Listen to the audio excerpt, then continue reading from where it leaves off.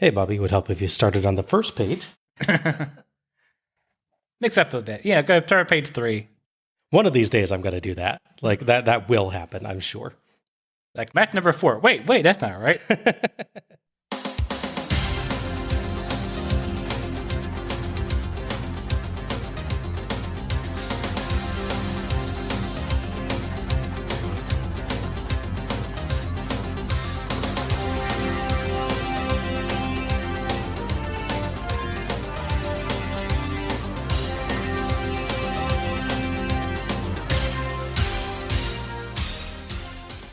Hello, everyone, and welcome to Let's Go to the Ring, where we take a look at the good old days and not so good old days of World Championship Wrestling series by series. I'm your host, Bob Moore, and I'm joined by Alec Pridgeon. Alec Pridgeon has just been attacked by Bam Bam Bigelow, so I guess I'm hosting with Bam Bam Bigelow now. Wait, no. Alec's come back with a super kick. So, hi, Al. Hey, all right, I got better. Okay. All right. How are you? I'm doing good. How's it going tonight? Yeah, pretty good. All right. Well, we have just finished our 4th series, Oh, yeah. Spring Stampede. That's kind of oddly appropriate. It's our 4th series, and it's a series that took place entirely in the 4th month. Yeah, that's true. It was a pretty fascinating series to cover, I think. Mm-hmm. Filled with fun sets, weird time gaps, and a full set of good to great shows. As long as you pretend, as I prefer to, that Spring Stampede 2000 does not exist. Yeah, no, that's fair. Tonight, we are going to take a look back over Spring Stampede, play some guessing games, and hand out some awards. I hope that you'll have fun listening and play along. Spring Stampede ran from 1994 to 2000, covering a total of 5 shows, thanks to a 2-year gap between the first and the second. I was going to say, yeah, people are thinking your math is terrible right now. Yes. So, we're going to go through some Spring Stampede stats here on the pay-per-view buys and attendance figures and such. So, Al, what do you think the number 1 Spring Stampede is in terms of pay-per-view buys? Probably 98, I would think, because that's post Starrcade 97. I can see maybe 97 itself being top. I think 98, I think that holds strongest. Okay. So, top 3 Spring Stampedes in terms of pay-per-view buys. In third place, Spring Stampede 1997 with 145,000. They were on the ascent, but they weren't up the day. Yeah, they're just starting this thing set up, so it's understandable. Yeah. In second, Spring Stampede 1999 with 220,000. Oh, okay. They hadn't really started their downturn yet. Yeah, quite. And you were right. In first place is Spring Stampede 1998 with 250,000. Well, there you go. And the bottom 2, in second place, we had Spring Stampede 1994 with 120,000. And in first place, we have Spring Stampede 2000 with 100,000. Wow. It is the last WCW pay-per-view to even reach that. Oof. The series took place across 5 different arenas, but only 4 different states. One state, Illinois, got 2 shows, but in 2 different arenas. It's kind of weird. I think they just go to the same place again. Yeah, I guess it's just as a matter of scheduling, probably. Or yeah, maybe. Maybe one didn't work out for them as well as they planned. Maybe they were hoping for a bigger audience one time than the one could hold. Who knows? Sure. The top 3 Spring Stampedes in terms of attendance. So what do you think number 1 is?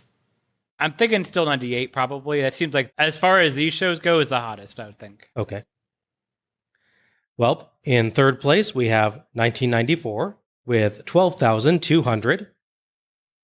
In second place, we have 2000 with 12,556. Now, as you'll recall, I believe we're just looking at the actual raw attendance numbers, but as I think I'm right on saying 2000 was the show that was in the arena that could hold like more than double that. Yes, it was a very big arena, yeah. Yeah. And number 1 is actually Spring Stampede 1999, which had 17,690. That might be a stadium thing, maybe. Yeah, I think it's really more an issue of stadium size for these. Gotcha. Bottom 2, second place is Spring Stampede 1997 with 8,356. And first place, actually the lowest one, is 1998. Interesting. With 7,426. Like you said, though, I think that's more a factor of arena size than drawing an audience at that point. The shows varied quite a bit in terms of the number of matches, from a perfectly acceptable 8 matches to an entirely unacceptable 14. The top 3 Spring Stampedes in terms of the number of matches. So do you remember which one? You obviously remember which one had 14, right? Yeah, the terrible one we just covered. Yes. What do you think was highest after the 14? Ooh, I want to say 99. Well, in third place, we had Spring Stampede 1999. Oh, okay. With 9 matches. In second place, with 10 matches, is Spring Stampede 1998. Oh, okay. And in first place, of course, with 14 matches, many of which also sucked. Yes. Is Spring Stampede 2000. If you want to call the Man Cow Jimmy Hart thing a match. I think we have to. It had an opening bell, an ending bell, referee, whole shebang. It was terrible, but it was a match. Yeah. It technically was a match, yes. Yes. We've spent the last several months going through the Spring Stampede show by show and talking about each individual show's traits. But now it's time for us to look at the series as a whole. What is Spring Stampede as a series? What traits or themes stand out? Is there a unified identity to the series? Is there something that unites it as a whole? Al, what are your thoughts? So I had a few things that kind of work as themes. So I don't think there's really a unifying theme. A few things that kind of flow throughout the shows. Mm-hmm. One of them is the idea of chaos versus order. Okay. The very first show, you had these real chaotic matches. The idea is sort of letting people go. So you have that Chicago street fight, you have a bunkhouse match, And other matches they just couldn't quite control, like, say, Vader versus Boss Man. And yes, I'm going to say Boss Man, even though it's the boss, because he was clearly the Boss Man. That's not an accident.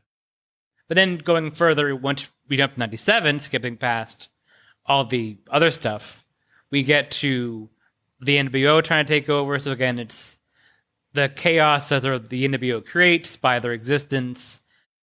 The WCW, as they asked to be called, fighting to sort of regain control and gain order, everything. Even besides that, you also have strife as in the NWO, in, say, 98 especially. Yep. The whole thing, Randy Savage can't be controlled. Even when he's not involved in the NWO, you really can't control Randy Savage's guest referee. He kind of does what he feels like. Yeah, 99, yeah. 99, yeah, exactly. And 98 is definitely about Hogan trying to control him while he's trying to win the world title and not really doing a good job at it. It being effectively the start of the whole Wolfpack versus Hollywood angle as well, that, it's a total breakdown of order. Right. Or of the New World Order. Yes. You go by in that, of course, the Bat match, which has the turn of Hogan accompany against Nash as well. Mm-hmm. Yep. Another general one we have is, of course, as we probably talked about a couple of times throughout the show, is the rise of DDP. Yep. Because, of course, we have him in the opening match against Johnny B. Bad in 1994. Jeb had a couple of years when he's sort of at his growing pain. Skipping past that, you have him getting his sort of, at that point, career-defining match, I'd say. Mm-hmm. Him and Randy Savage. Oh, yeah, absolutely. Proving he can beat a guy who's at this point has won like 4 world titles. He's a big name, and he's important in the NWO. You jump from that to him being near the top, him being as U.S. champion. Then, of course, 99, we have the payoff to everything, which is, of course, him finally winning the world title. Right. And in 2000, we have him a year later as a very established guy who I think at that point had won the title twice, I believe. Yeah, twice. So he's now a 2-time world champion, fully established.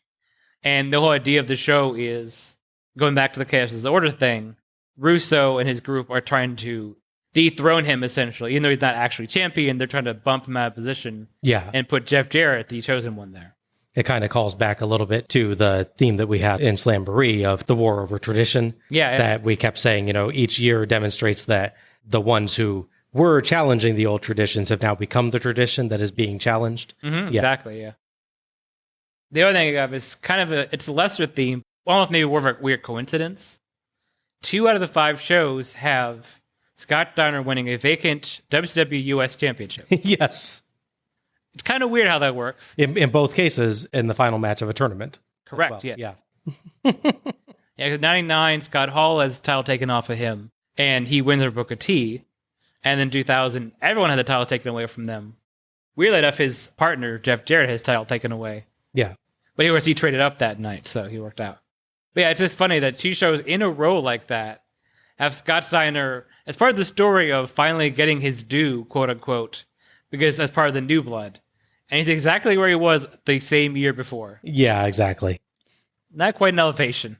That's what I got. Well, I think you've touched on some of the things that I would comment on as well. All right. For me, there's 3 themes, and I would call them fun, opportunity, and preludes. Okay. So for fun, well, that one's fairly direct and obvious, I think. It's more about the feel of the shows. WCW just seems to have more fun with this series than with most. Yeah. They set a playful atmosphere for the graphics and the sets. They got more creative with their presentation, and that showed through in the matches, the commentary, and the general mood of most of the shows. Everyone for most of the series is just having a good time. Even when the storylines are serious and the stakes are high, you never actually feel tense watching the series because DDP and Raven are brawling on a stagecoach, or Heenan is cracking jokes about frequent flyer miles, or Tony is snarking about Mysterio's pockets. Yeah. And by the way, on most of the shows, you can look in the background and see this hilarious and awesome Old West set of some level or another that just brightens your day. Yeah. Even the awful 2000 show has good moments of levity with things like Luger just having a good time mocking Bagwell's dance or cracking up at Flair's over-the-top promo. Yeah. I very nearly gave Luger MVP on that show, honestly, for making me laugh repeatedly. Yeah. And of course, they have stuff that's designed to be fun, but doesn't quite work, like, say, the hardcore match. Right, yes. Whether it's succeed or not, they are going for it. They are going for fun overall, yeah. But yeah, 2000 aside, 94, 97, 98, and 99 are all just playful, creative shows where WCW seemed to let themselves be more free with design and concepts than they normally were. And it set the tone for each show and inspired everyone on it. Yeah, I think the only series that's really comparable as far as using the crazy sets and really embracing the theme is probably Halloween Havoc. Yeah. That's the other one that came to my mind as well. It's just like where they really just play around with the look and feel of the show. Yes. So much. Like they have ones where they're in costume. Oh, that's true. Yeah. Yeah. And then the giant pumpkin with the like demon over. I love the giant show. Yeah. So that's the other series, I think, where they really play around a lot. For sure. Yeah.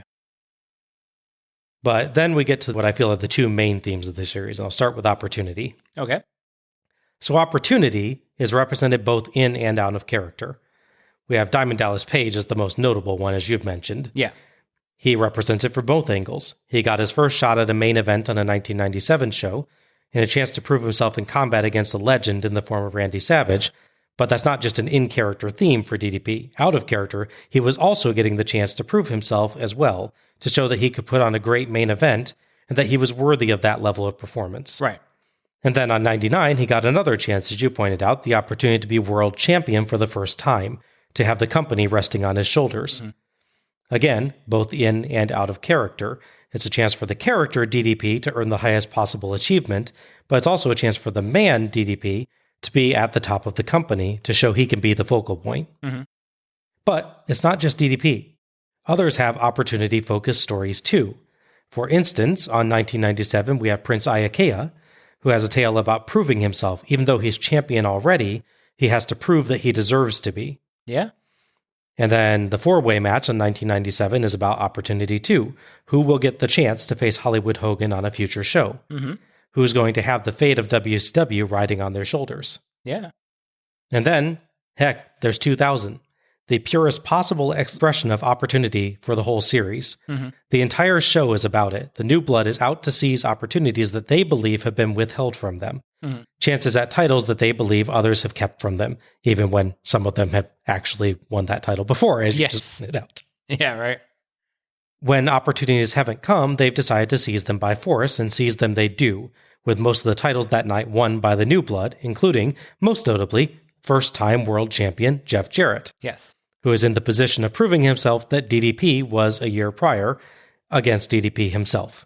Yeah. So that's opportunities. So what about preludes? Well, the series also features the setup, or the initial moments, of a large number of important angles. While it does close out some storylines, it starts, or at least hints at, more stories than it concludes. Mm-hmm. Few things really end on Spring Stampede, but quite a lot are set up. Mm-hmm. In 1994, we get loads of references to the pending arrival of Hulk Hogan, as the company sets the table for his arrival. While it is indeed closing out a number of feuds, it's always in a forward-looking sense. There's a sense of expectation about the show, as it always looks forward to what's coming soon. Mm-hmm. In 1997, again, we're deciding who's going to face Hogan for the world title, kicking off the story of his next challenger, and setting up the champions of WCW who will battle the NWO for the next several months in the absence of their hero Sting. Mm-hmm. 1997 kicks off Luger and DDP's primacy as challengers, and also sets up Flair's actions to oppose the NWO, kicking off the angle that's going to lead to Green, Piper, and Flair facing the NWO next show. Yep. In 1998, we see the beginning of the rift in the NWO, as you discussed, that's going to create the Hollywood and Wolfpack factions, the dramatic split in the NWO that defines most of the shows for the remainder of the year. We see the cause of the rift, the drawing of the battle lines, the start of the alignment of the NWO members in the two factions, and we also see hints at the swiftly coming rise of Goldberg, soon to be United States champ, with Diamond Dallas Page and Raven virtually fighting more for the right to face him than for the US title. Yeah, that's true. In 1999, we get Diamond Dallas Page showing the signs of the heel turn that he's going to have shortly as he starts his run with the world title, demonstrating a viciousness in the title match that he had not thus far shown. We also get what I believe is the first appearance of Scotty Riggs in his new gimmick, kicking off a new story for him. Not all first steps lead to long journeys. Yeah, that's true. And what I also believe is the first appearance of Blitzkrieg on pay-per-view, though I could be wrong on that. I believe it's for pay-per-view appearance, correct. And then, of course, again, 2000, the whole company is getting a new start. A rebirth of sorts, rising like a phoenix from its ashes, albeit with sputtering flames and a broken wing. Yeah, sure. It's somewhat ironic that the worst show in the series so well demonstrates the series theme to me. Yeah. 2000 sets up an entire slate of new champions, sets up a new status quo, and defines the conditions that will affect the company-wide angles for months to come. Yeah, introducing or reintroducing people. You know, Mike Awesome, Shane Douglas, Chris Candido's first appearance. Right, yeah. Tammy Sitch as well. Yes. Unexpectedly, apparently. Yes. From here on, we're going to get storylines between the New Blood and the Millionaires Club, between Sting and Vampiro, between the Flair family and Russo. I didn't say all the preludes were for good things. Yeah. So you have opportunity and preludes, but really they combine, I think, as beginnings. Spring Stampede is the launch of a great many things.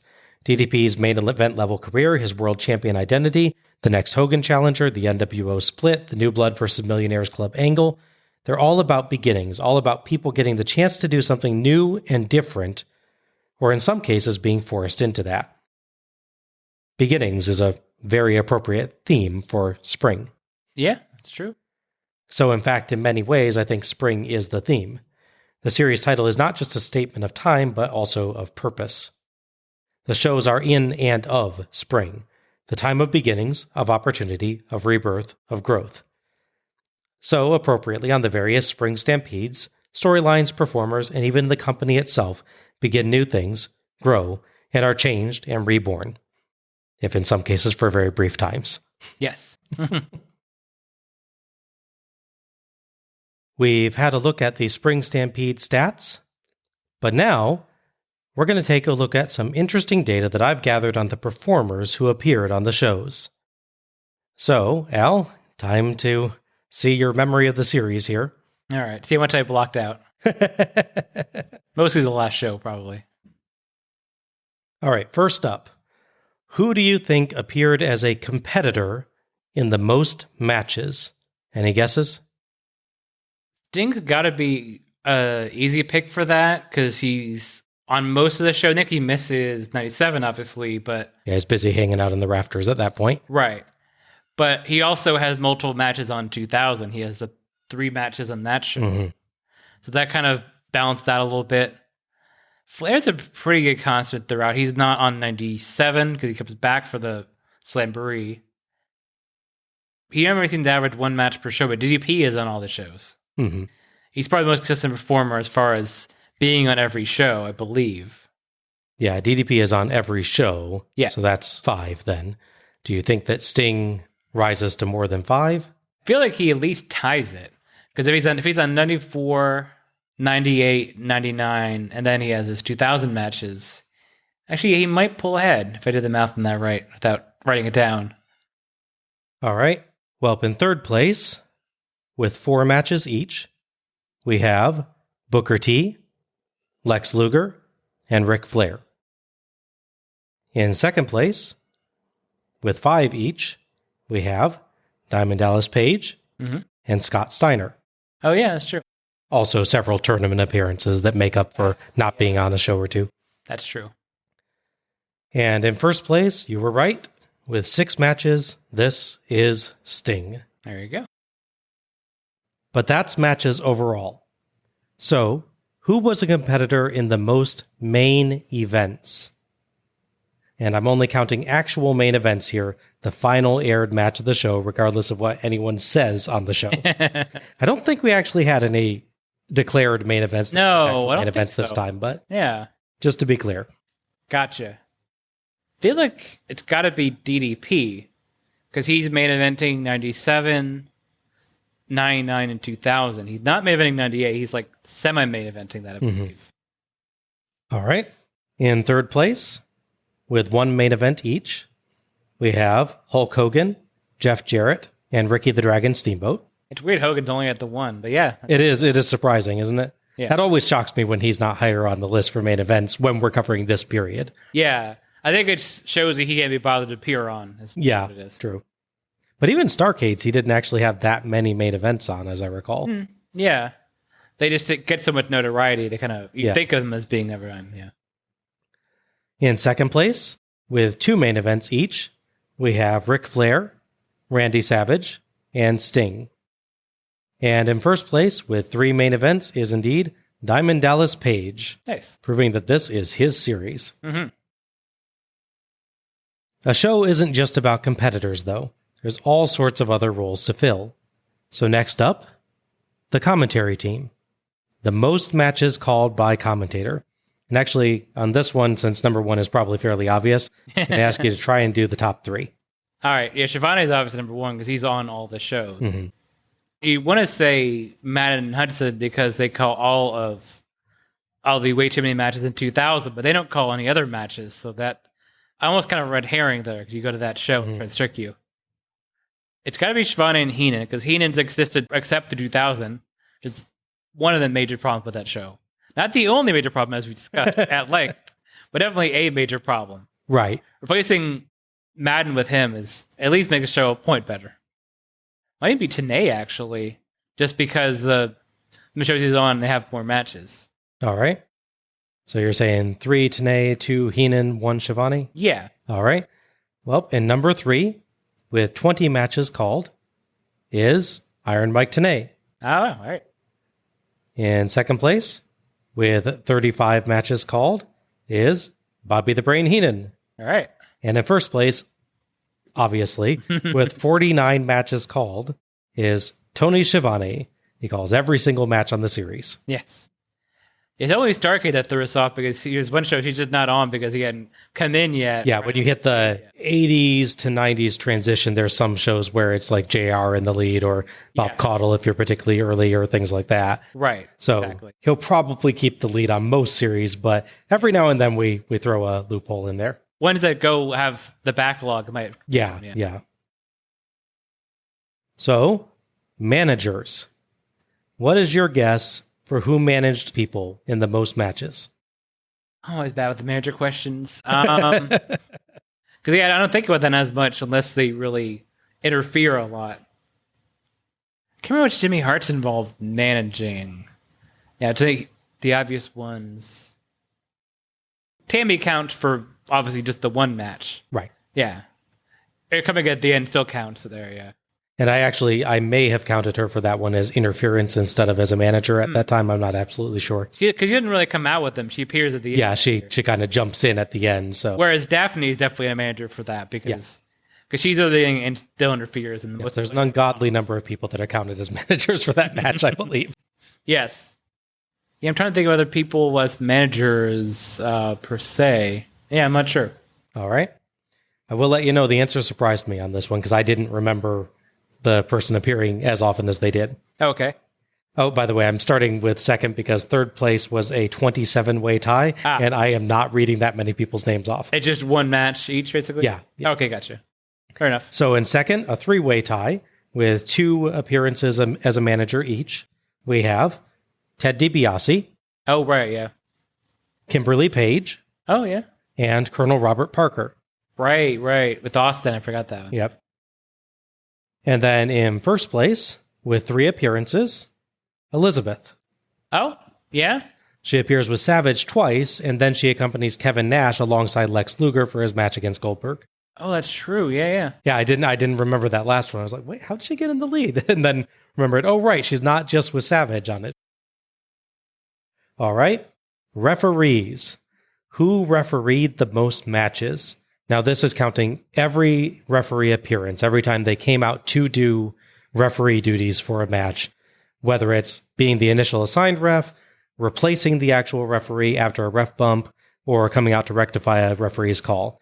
But I will let you know, I did not count appearances where they just kind of showed up but didn't actually do anything referee-ish. Oh, okay. So, like when they come out to unlock the cuffs on Neidhart after that match, they don't count as referees. Right, yeah. Or if they try to just like wake up the one ref, but not actually. But don't actually start reffing. That's not a referee appearance. Okay. So who do you think refereed the most matches?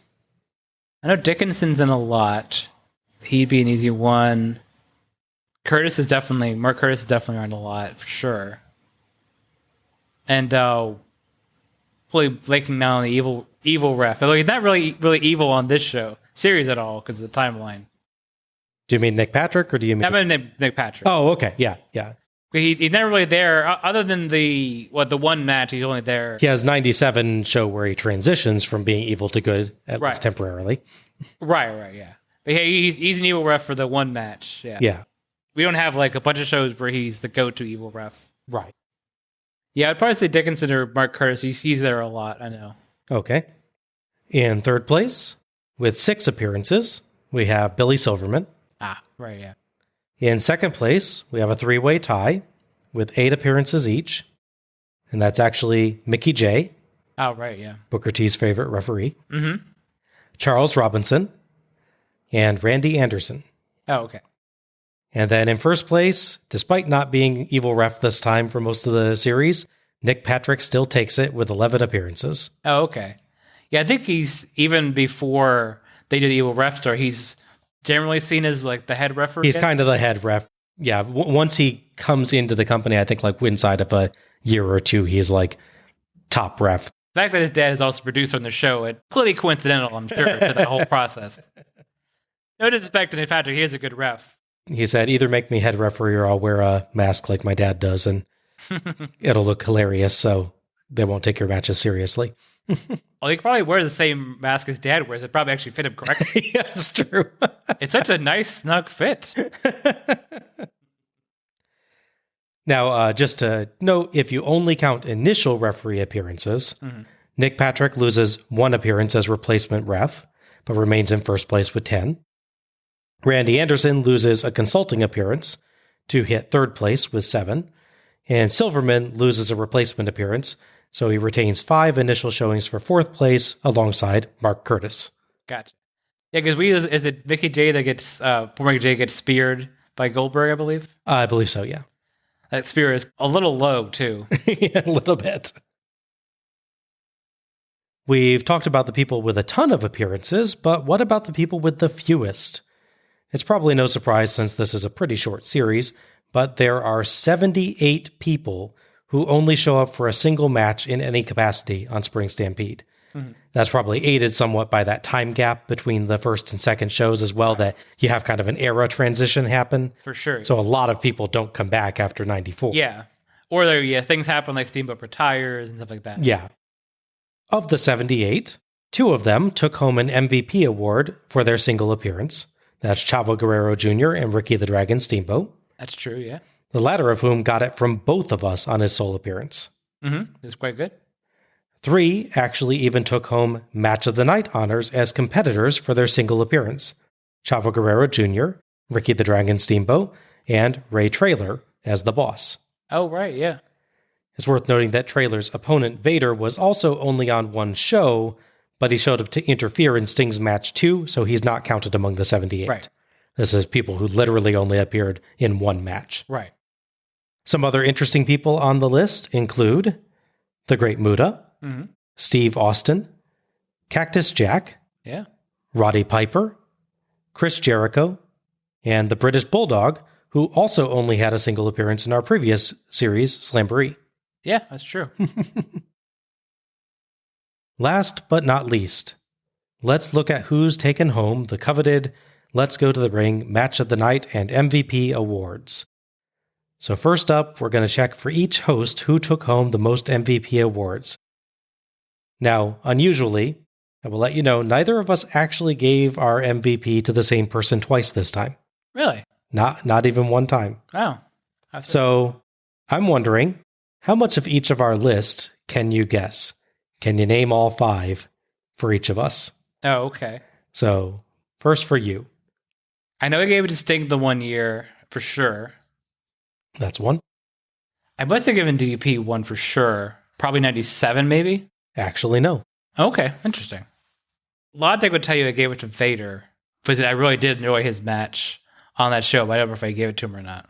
I don't believe... Nope, he is not on the list. Yeah, because it would only been 94. I don't think I'd remember the things I picked. Yeah, more than I do. What I really... Did I give him to Steamboat? Yes.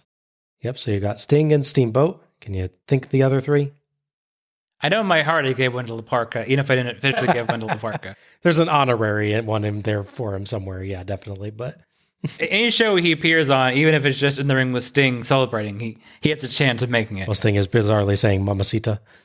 Yeah. I think he gave it to Rey Mysterio, didn't I, one? Yep, he's on there. I know Eddie's usually a good pick, but he hasn't appeared too much match capacity. Right. That's the thing. Give you 2 more guesses. Okay. I'm not sure I could make 1 more guesses. Did I already say Booker T? Because I know you did not say Booker T yet, but that's 1. Okay, there we go. Oh, did I give it to Benoit, maybe? I always feel weird giving him stuff, all things considered. Yeah. But... No, you did not give 1 to Benoit. Our last one that you got Ricky Steamboat, right. Booker T, Rey Mysterio Jr., Sting. The last one was Randy Savage. Oh, right. Yeah. Yep. So I'll give you 5 guesses exactly for mine. Okay.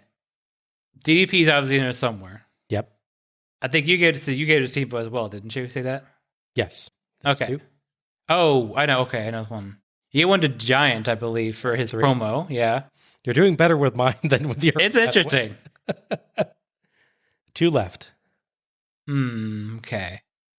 Oh, I think he gave it to Booker T on 2000. Yep. 4 for 4. Yeah.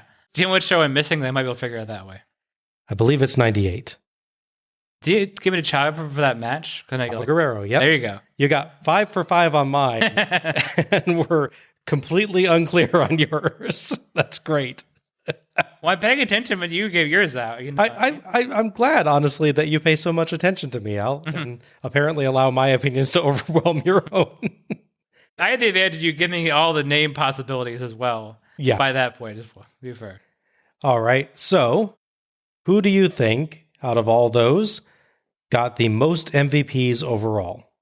There were a couple names in there, if you recall, that got picked once by each of us. Right. Yeah, we both gave it to Steamboat that one show. Yep. We both given a GP on different shows. Nope. That's right. You didn't. I did. You did. Yeah. I swear I didn't. Oh, because I gave it to Savage in the other match. Yeah. I think that'd be the easiest one because we just went over it, but I think Booker T got picked by both of us, so he in there. Those are the 2, actually. Yep. Oh, there you go. Okay. Yep. Gotcha. We got 2 people that got picked twice. But yeah, so first off, second with 1 choice each, we have the Giant, Chavo Guerrero Jr., Rey Mysterio Jr., DDP, Randy Savage, and Sting. And then in first place, getting picked twice each, we have Booker T, who got picked by each of us, but on 2 different shows, and Ricky Steamboat, who got picked by both of us on the same show. I think they back to the very first show when we both picked Steamboat, I believe. Like the very first show. And then John, I think, picked his match I think you and I picked Steamboat's match for match of the night and then picked someone else for MVP, and John picked Steamboat for MVP, but picked the Piper and Valentine match. Right, yeah. Yeah. All right, speaking of match of the night participations, and we are only looking at competitors. So, who do you think was your number 1 match of the night choice, Al? Only looking for one name this time. I'm trying to think if I picked 2 different DDP matches for match of the night. I know I picked one, obviously. I feel pretty sure I picked one. Mm-hmm. But I don't think I didn't pick 2000. Not sure. All right. For you, with 2 awards, was Booker T. Oh, okay. I think you picked his match with Benoit and then his match with Sting on 2000. Oh, right. Yeah. All right. For me, who do you think competed in my match of the night choices the most? And again, it's one person that got 2 picks. I feel like they have DDP. That's correct. 2 awards, DDP for me. At 99 and 2000? I believe it was... I feel like I chose his match with Raven in 98. Okay, because I might have picked him 2000. Or no, that might have been the Chavo one. Or did I pick... Yeah, I'm actually not sure. I know I picked his match in 2000, but I can't remember if it was 97's or 98's match. See, the reason I asked the question is that I don't have a great memory. So right. I test you, not you test me, dang it. Given all that, who do you think competed in the most matches of the night? So looking for one name that got total of 3 votes. Okay, Booker T or DDP, I feel like. I'm trying to which one I'm going to go with. I'd take with Booker T, maybe. Okay. In third place, with 1 award each, we have a 9-way tie. Chris Benoit, Ric Flair, Chavo Guerrero Jr., Jeff Jarrett, Ricky Steamboat, Sting, Ray Traylor, Ultimo Dragon, and Vader. In second place, we have a 4-way tie with 2 votes each. Randy Savage, Billy Kidman, Rey Mysterio Jr., and Booker T. And in first place, with 1 choice from you and 2 choices from me for a total of 3, Diamond Dallas Page. There you go. Very appropriate. Yeah. All right. Ready to update our overall stats? Okay. So going even further back into the past, when we've already established that you and I can't remember crap from this show. Right, yeah. All right. So these are stats covering every wrestling show that we've covered. So this includes Collision in Korea, but does not include Ready to Rumble. Oh, okay. Nothing about that is wrestling. Yeah.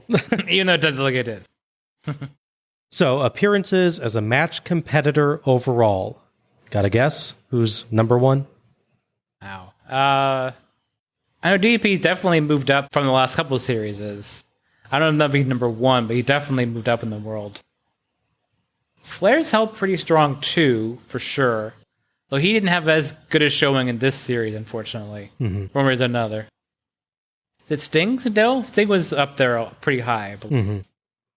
All right. Third place with 26 match competitor appearances is Lex Luger. Ah, right. In second place with 31, Ric Flair. Right. And in first place with 34 appearances so far as a match competitor, this is Sting. All right. The standings on there have not actually changed since the last time we did this, but it is worth noting that Scott Steiner and Rick Steiner are now on Luger's tail with 23 and 22 appearances respectively. Okay. So a little bit more from them and they might take third. Okay, sounds good. But that's overall match appearances. So what about main events? Who do you think has had the most main events? It's got to be Sting or Flair. I think Sting probably overall, I'd say. Okay. In third place, with 6, we have Big Van Vader. All right. In second place, with 13, Sting. Oh, okay. And in first place, still holding strong with 18, is Ric Flair. They picked up just the one this series, but still, he had a pretty good lead. Yeah. People are creeping up on him, but he has such a commanding lead from the Starcade series. Right. That it's hard to catch up to him. At a certain point, you'd think it's going to end up being Hogan, but as we discussed, he's maybe not main eventing as much as we think he is. He's just so obvious a figure that you think that he's at the top of the card more often than he actually is, yeah. These are, again, the same as the last time that we took a look, but there's a notable change in fourth place, as DDP is now tied with Hulk Hogan at 5 main events each. This series really rocketed DDP up the list, giving him another 3. Let's say, yeah. It only gave Hogan 1 more. Right. All right, commentators. So first place is pretty obvious. So again, I'm going to see, can you guess? 1, 2, and 3. I feel like it holds pretty steady. Probably Shivani's always number 1. Mm-hmm. I think Heenan's still probably number 2. I feel like just because he's done a lot early, especially in series, probably Dusty then. I know, you totally hope it's Dusty. Okay. In third place, with 104 matches, JR. Oh, right. He didn't get any new matches this series, so he dropped to third. Was second last time, actually. In second place, with 137 matches, he overtook JR this time, Bobby the Brain Heenan. All right. And in first place, obviously, with 231 matches, is Tony Schiavone. That's 94 more matches than his closest competitor. Referees. Here we are again, Al. Yeah, right. My favorite category. So looking at all referee appearances, so that's every time they appear doing referee duties, like I discussed last time, not just if they were the initial assigned one. Who do you think is in first place? I feel like it's still got to be Patrick, because he's pretty consistent across the board. All right. In third place, this one surprised me, with 24 referee appearances, is Mike Atkins. Surprisingly, he was not overtaken despite not having any appearances in this latest series. That's the old-timey saloon rep. Yes, old-timey saloon rep. That's just that's how I know him. Yes. Let's make sure I get the right person. Okay. In second place, quite a bit higher up with 58 appearances, is Randy Anderson. And in first place, way ahead with 77, Nick Patrick. Yeah. The positions do not change at all if we only use initial ref appearances, by the way. Atkins stays the same at 24. He has never been anything but the initial signed ref on any of the things we've covered so far. Anderson loses 2 appearances and stays in second at 56. And Patrick loses 3 appearances but retains first place easily at 74. MVP choices again. So first up, we're going to go by host. Al, who do you think you have chosen the most for MVP across every show that we've watched? I feel like it's got to be Sting, because he's a good, solid pick on so many shows for me. All right. So with 7 choices, it is Sting. All right. And me? I feel like it's got to be DDP, or Flair can definitely sneak in there as well. And Flair, more from the back catalog from this series, because he has showings in these series, but not quite the same level. Yeah. I feel like I'm going to go with Flair. Okay. You are half right. Oh, okay. Because it's a tie. Oh, okay. With 4 choices each, I have Ric Flair and Sting. Though interestingly, neither of them actually got any choices from me on this series. Yeah. Do you remember John's? Not as much, no. I know he's the only one that ever picked Glacier. Yes. That's. I remember that one. I remember that being such a weird choice, but both of us really pretty much agreeing with it for the show he was choosing it on too. Yeah. Like, yeah, dude in a video package actually is better than 90% of what's going on the show. All right. With 3 choices, Dusty Rhodes. Oh, of course. So for all of us together, who do you think got the most MVP awards? Including yours, mine, and John's votes. Probably Sting then, I would say, based on math. All right. In third place, we have Diamond Dallas Page. He's got 6 so far. All right. In second place, Ric Flair. He's gotten 8, all from previous series. And in first place, this is Sting, with 13 MVP awards, putting him far out in front. Oh, yeah, wow. All right, finally, Match of the Night competitors. So again, we'll go by host first. So Al, who do you think you picked most for match of the night so far? Say probably Flair or Sting. All right. Sting got 8 awards from you. All right. So it is Sting. Gotcha. For me? I think yours might be Flair. I think you lean a little more towards Flair than I do. All right. You are again half right because Ric Flair is tying with somebody again. With 7 awards each, Ric Flair and Diamond Dallas Page. Gotcha. And from John? Ooh, I know Piper got a couple of times from him in this 2 random, very spaced out appearances in Starcade. Going with Piper then? Sure. Okay. That is not Piper. It is the Road Warriors, Hawk and Animal, jointly with 4. That makes sense, yeah. Once you read it, you're like, oh yeah, but then, right. Yeah, I'd forgotten that too. So for all of us together, who got the most match of the night competitor appearances? It probably still Sting, I want to think. All right. 3rd place, we have Ricky the Dragon Steamboat with 12. Makes sense, yeah. And that's amazing, actually, considering he's not on that many shows. Right. But almost every time he shows up, he gets 1 or more of our votes. 2nd place, we have Ric Flair with 13. And in 1st place with 16 is Sting. All right. That's the same group as last time we did this, actually, just adding 1 match each.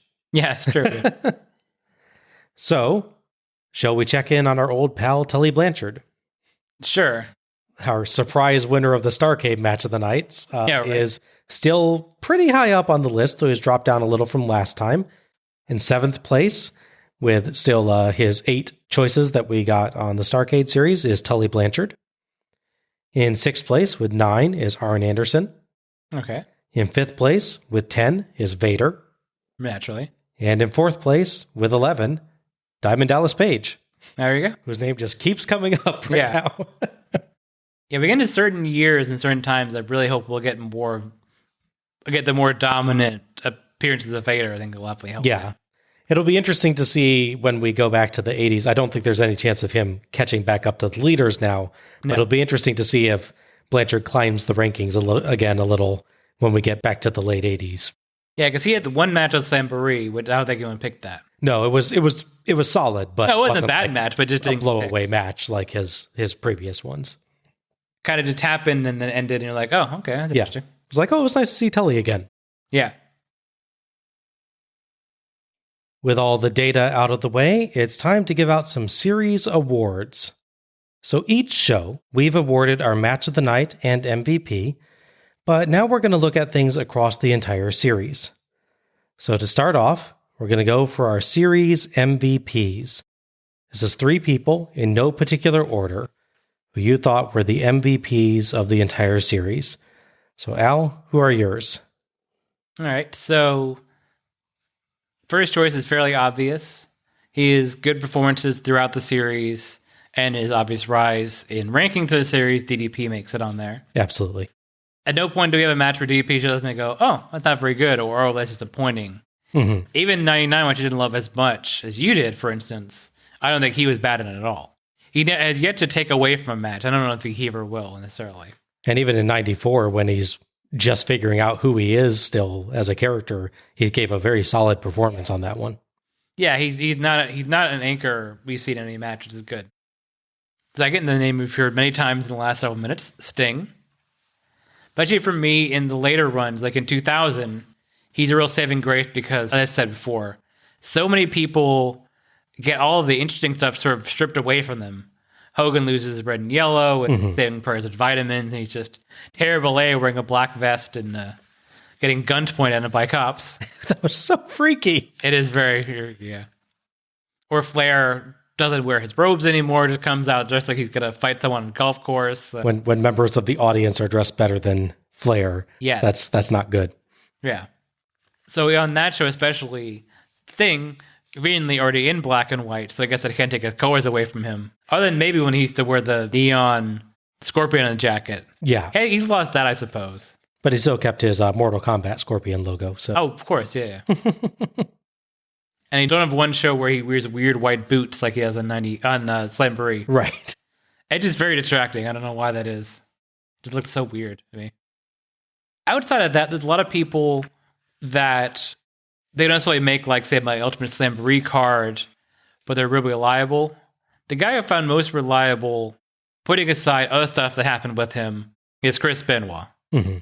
His match performances, even when he makes some questionable choices, like diving headbutt onto a chair on a guy's head at a side, he has really good performances with Malenko, who, if I was picking more than 3, Dean Malenko would probably make it in there. Mm-hmm. He's a solid hand through all his appearances. You don't quite get the breakout character moment, per se, like you do on Slamboree, with his more angry performance against Jericho. Arguably the biggest pop of his career. When he amazing pop, yeah. Yeah. But Benoit's there, and it's really solid. He's one of the guys that definitely missed in 2000, because he famously left the company in January of that year. Again, not like him being there, or, as I said before, Madden being replaced by Heenan would have made 2000 a good show. But swapping one guy out, at least one guy in a match, with Benoit, quality-wise, would definitely help performances in the show. I feel like we, at the very least, wouldn't have gotten that moment on the show where Tony just starts playing with his paper and not paying attention to what his co-announcers are saying. Yes. If you had Heenan on there. Yeah, exactly. Heenan would be like, cheer up, Tony. Come on, I can make you laugh. Yeah, exactly. Yeah, there's a lot of people that just kind of barely don't quite make it in. Billy Kidman's an example. He comes up really well. Rey Mysterio is always really good. There's a lot of people with very, very good appearances on this, and some of them are just, they don't appear enough times. Yeah. But there's a ton of great performances on this series. Yeah, I basically had to narrow down my third pick between Booker T or Benoit. Okay. I'm back and forth a bunch of time. I think Benoit overall for me. All right. So for mine, in no particular order, Diamond Dallas Page. Sure. Definitely. There is no way that I can do an MVP list for Spring Stampede without DDP. Right. It's basically his series. It shows more than any other series the rise of DDP from opening match guy to main event worthy performer to world champ and reliable feature at the top of the card. And what makes it best is that he quickly proves himself very worthy of his new position and showcases every single time he shows up what makes him great. Mm-hmm. Page's dedication and drive give us great performances time and time again. Of the 5 main events on the series, he has 3 of them. And he entirely deserves every one. Agreed, yeah. Next up, Booker T. Okay. Aside from one very notable promo flub on this series. Don't worry, that'll come up later. From which he at least recovered very well. That's true. Booker was just an enormously consistent performer with good or at least solid match performances on 1997, 1998, 1999, and even, surprisingly, 2000. Yeah.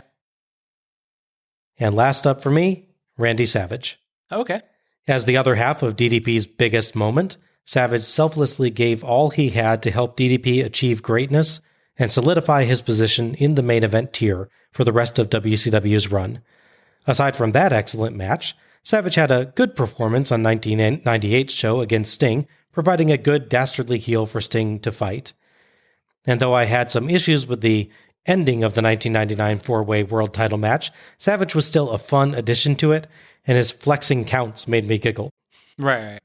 He's a great, reliable performer on the series, with one particularly awesome performance that made another wrestler. Yeah, for me, I didn't like 98 as much.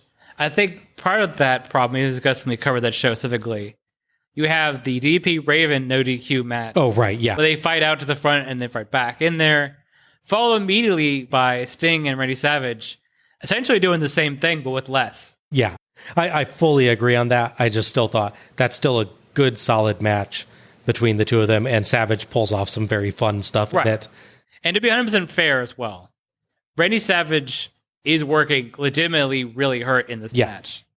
I think if they didn't need him for the story and they could have found a way around it, having him win the no title just to lose it to Hogan the next night is yay. It would have helped because I would have given him a chance to recover more than he ever really got to. So it's not his fault that he's working hurt and can't quite do everything as well. But yeah, he's not bad in 98. It just it's a little drop down for me, whereas people like Benoit never really had a drop down. And I think even that statement that you just made that, he's working hurt in 98. Yeah. And he still manages to have a perfectly acceptable match against Sting and pull off some very fun stuff in it. I think that actually makes it even more evident why he should be on there for me. Yeah. That he has 2 years of honestly really selfless behavior. One, for just making a new performer and giving everything he has for that. And two, for doing what he feels he has to do for the good of the company. Working hurt, not a good idea necessarily, but it is a very selfless thing to do. Yeah. Al, your matches of the series. 3 matches in no particular order. All right. Starting with my man Vader versus him in the Boss Man. I did rewatch that, citing this the other day. It held up really well. Vader is really good at being this big destructive force, which he does really well against Boss Man. But in this match, you see him selling a lot more. Mm-hmm. So he really gets the idea that Boss Man really can take him down. He can strike him just the right way and legitimately bust him open, as he does twice in the match. And he seemed like he legitimately has a chance against him. So with both Vader being really strong and having a good performance, never mind the fact that he does the Vader salt, that glorious thing on the series, which is always fun to see. And what's nice about that one, too, is, though I recall feeling like they maybe stuck with Boss Man offense a little bit too long, they nevertheless managed to do it really well, where Boss gets to look strong against Vader because you're using Vader's reputation, as you pointed out, of being this really tough guy and showing, oh my gosh, Boss is tough enough to injure him. Yeah. But they never devalued Vader in the process. No. So it's really, that's a tough balance to get. Yeah. That they fail a lot on other shows, like with him versus Hacksaw Jim Duggan, the one. Oh, yeah, right. But this one, they really do a good job of saying, we're only building up Boss here. We're not devaluing Vader. Exactly, yeah.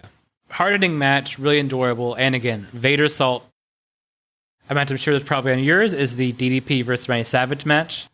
Okay. 1997. It was really enjoyable to me. They made a good use of the full space they had. They used the area and used the arrangement there. Anyway, only DDP, fittingly enough, and Raven did as well and or better in 98 the next year. Mm-hmm. It tells a great story of how DDP is a valiant face. Savage is actually a heel who can take shortcuts or just knows the right time to counter and hit you with the, say, clothesline or a punch to stop you as your valiant comebacks. And again, he takes the pinfall and legitimately sells the Diamond Cutter for a good minute or so. He's out for a while. He is, yeah. Which is, I always appreciate when people do that, yeah. Mm. And obviously, very, as you mentioned, very historically important because it shows that DDP can be a main eventer. The selflessness that not a lot of people at his position necessarily wanted to show for people, either whether because they were given the chance to or were willing to. Mm-hmm. And lastly, I have the Ric Flair Ricky Steamboat match from the very first show. It's a Ric Flair versus Ricky Steamboat. It's really good. Unlike some of the matches, they don't go so long that they repeat a little bit. As enjoyable as their longer matches can be, sometimes run out of unique things to do sometimes. So they go back to the well a couple of times, which can work if you're doing it to subvert the audience. Mm-hmm. Having a guy go for a trademark move, but then be countered. Sometimes they just do it again and it works both times. And kind of just... The other thing is when you were talking about the match, when you really watched it, you really got into the nuances of how the fact that Steamboat, well, never ever in his career turned heel. He shows more aggression and sort of more determination, and he sort of leans towards the direction that he might cross a line to beat Flair, but it doesn't do that. Yeah, there's one point in the match I distinctly remember where Tony Schiavone says, oh, I think Steamboat was going for a chair there, but he saw Bockwinkel and stopped. Mm-hmm. And it's an indication of how well Steamboat was towing the line in his performance. That didn't sound ridiculous to me. Yeah. Where normally you'd hear someone say that, you'd expect that to be Heenan saying it to Tony, because it'd be an obvious, blatant lie. Mm-hmm. But in this case, he was doing this wonderful line towing where it's just like, no, he's so frustrated with Flair that he might just cross that line. Mm-hmm. And it was a really powerful performance there. Agreed. All right, my 3. Okay. I will agree with you. Ric Flair versus Ricky Steamboat absolutely has to be on there. It is Ric Flair versus Ricky Steamboat. That alone is enough. But it goes beyond that with both, especially Steamboat, evolving their characters mid-match, showing the weight of their shared histories, Each's frustration with the way the other gets out of every predicament, the sheer difficulty of beating or even getting a sustained advantage against an opponent who knows your every move. Add one of the best transitions into a figure four I have ever seen by Steamboat, actually, as he caught Flair's knee drop and slapped the hold on from there. Some wonderfully intricate counter sequences, and just the plain fact that 25 minutes in, these two were capable of wrestling just as quickly and precisely as in the opening minutes. And you've got a masterpiece. Agreed. The only slight mark against the match is the complicated, not bad, but complicated, double pin ending, and that's nowhere near enough to overwhelm over a half hour of sheer greatness. Agreed. My second one? Okay. Ultimo Dragon versus Chavo Guerrero Jr. That was Spring Stampede 1998. Yeah. I found this a brilliant combination of exceptional, fast-paced action and great storyline, involving not just the competitors, but Eddie Guerrero as well. The tremendous ring action combines rapid striking, crisp power moves, crazy high flying, and intricate mat work and holds. The quality of performance there alone was enough to easily make my top 10. What pushes it above the others, though, is the fact that all of that is intermingled expertly with Eddie and Chavo's storyline, with Chavo fighting for freedom from his nefarious Uncle Eddie, but unwilling to cheat or dishonor himself to do it, and Eddie hurling abuse at him at every turn, mocking and berating him and trying to corrupt him. The storyline and match meld very, very well, with just enough interaction between Chavo and Eddie to enhance the story without overshadowing the match itself. It makes the match feel meaningful on a deeper level than many. Yeah. It's not just about victory, it's about what Chavo is willing to do to attain it. And last up, as you guessed, Diamond Dallas Page versus the Macho Man Randy Savage from Spring Stampede 1997. Speaking of meaningful matches, this match carried incredible importance, not just on screen but off. It's DDP's chance at the big time, his shot at proving that he can work as a main event performer and the focus of a show. And man, did he ever nail it. DDP and Savage put on a well-crafted, tightly plotted match as only they could, providing a variety of action that played to both strengths and provided some great character moments, all wrapped up in an angry, forceful confrontation that was brutal from start to finish and never let up. Savage did his best to make Page look like $1,000,000, and Page proved that he could rise to main event level with a truly star-making performance. If we're talking matches of the series, the sheer importance of this one makes it worthy, but it helps that it's an awesome match as well. Agreed, yeah. Now the awards nobody wants. So first up, our least valuable performers. So these are the people that either didn't add anything or actively took away from the shows. So with this one, I will let you pick up to 3. Oh, okay. So, shouldn't be a surprise, but first one I have on here is Hollywood Hogan. This isn't one of those series like, say, Starrcade, where you have just like a truly terrible match, like Starrcade 94. Right. Or his really, really ego-driven stuff where, he takes 5 finishers, pops up, and wins. Or famously, he takes a Randy Savage double drop to wake himself up. Right. Which happens on a Clash Championship, which is ridiculous. I forgot about that.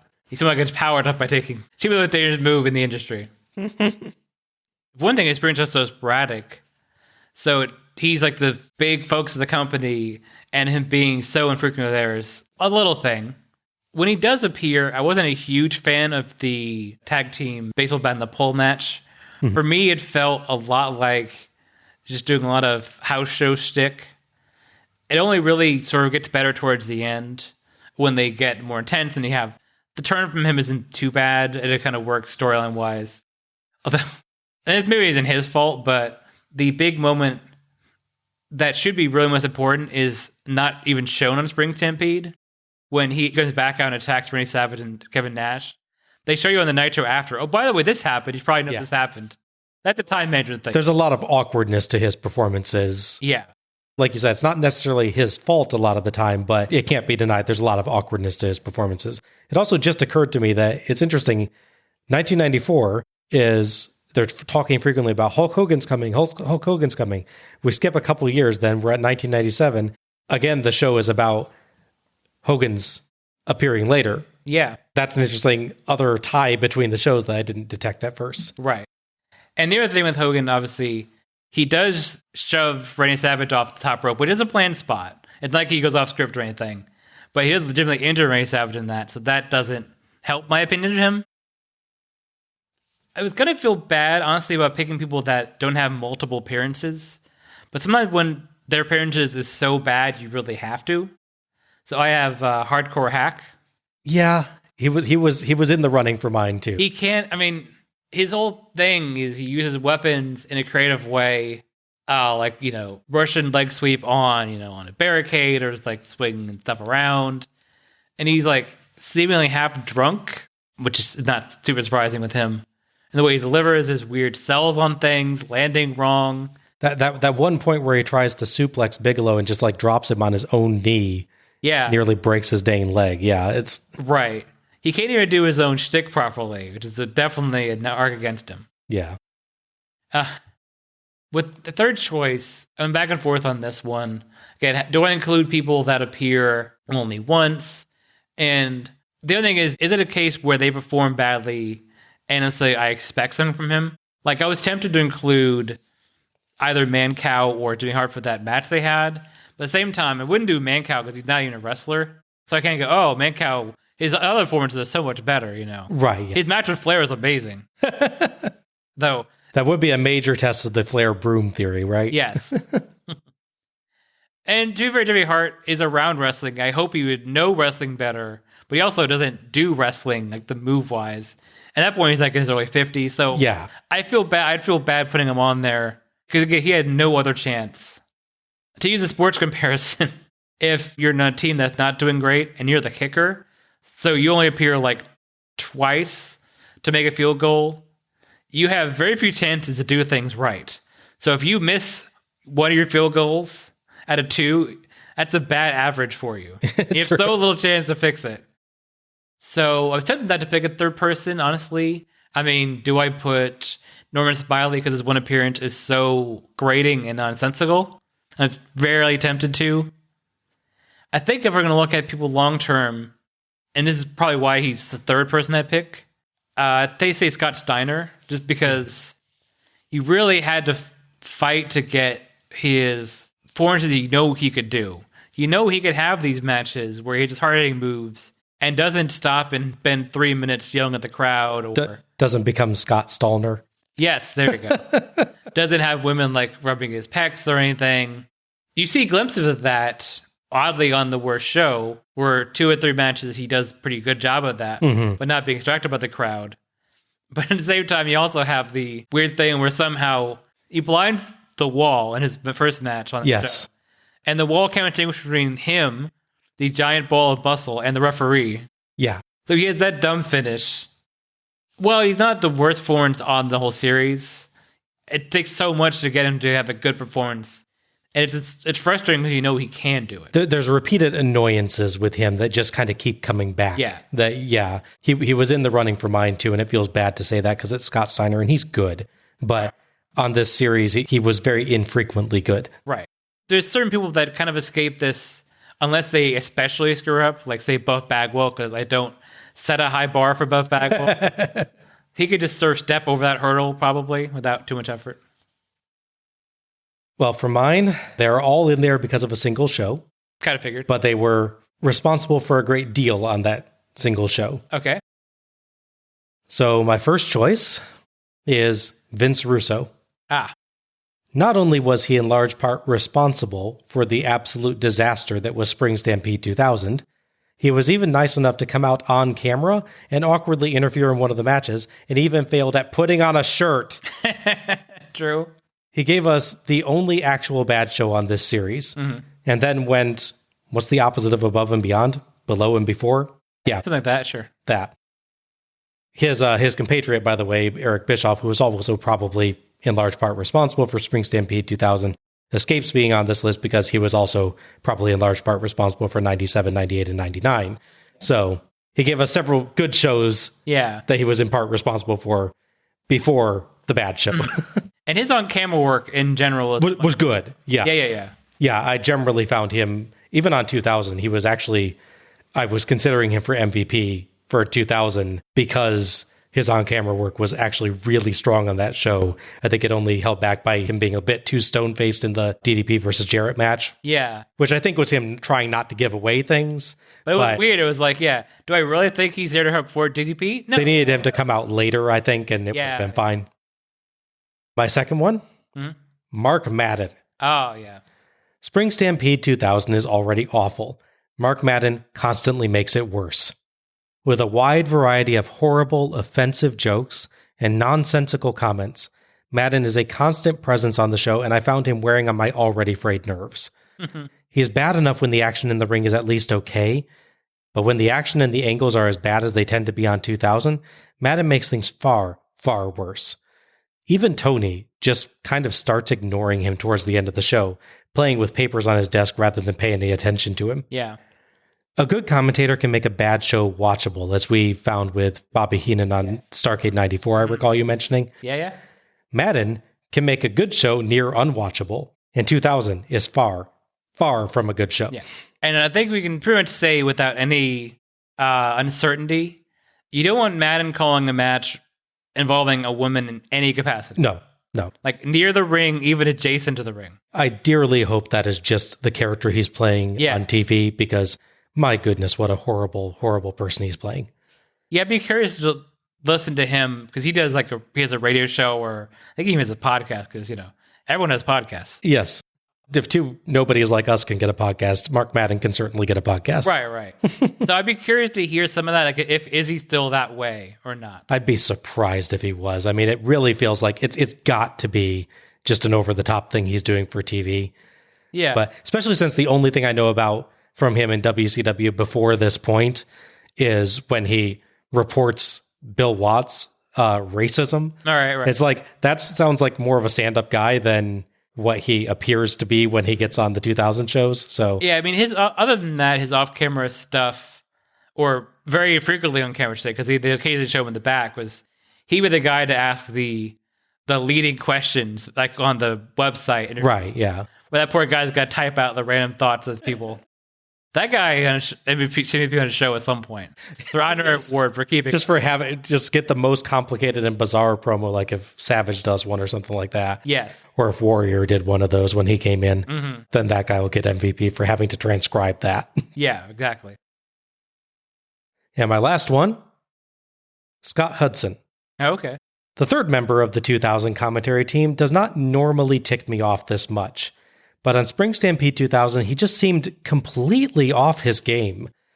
Not that it was an easy show to call, but Hudson often made very little sense, misunderstanding comments or jokes in frankly bizarre fashion. Mm-hmm. Worse, in an attempt to make 2000 look like something other than a dumpster fire, he frequently dramatically oversold the action, calling matches like they were epics and assigning them unearned praise.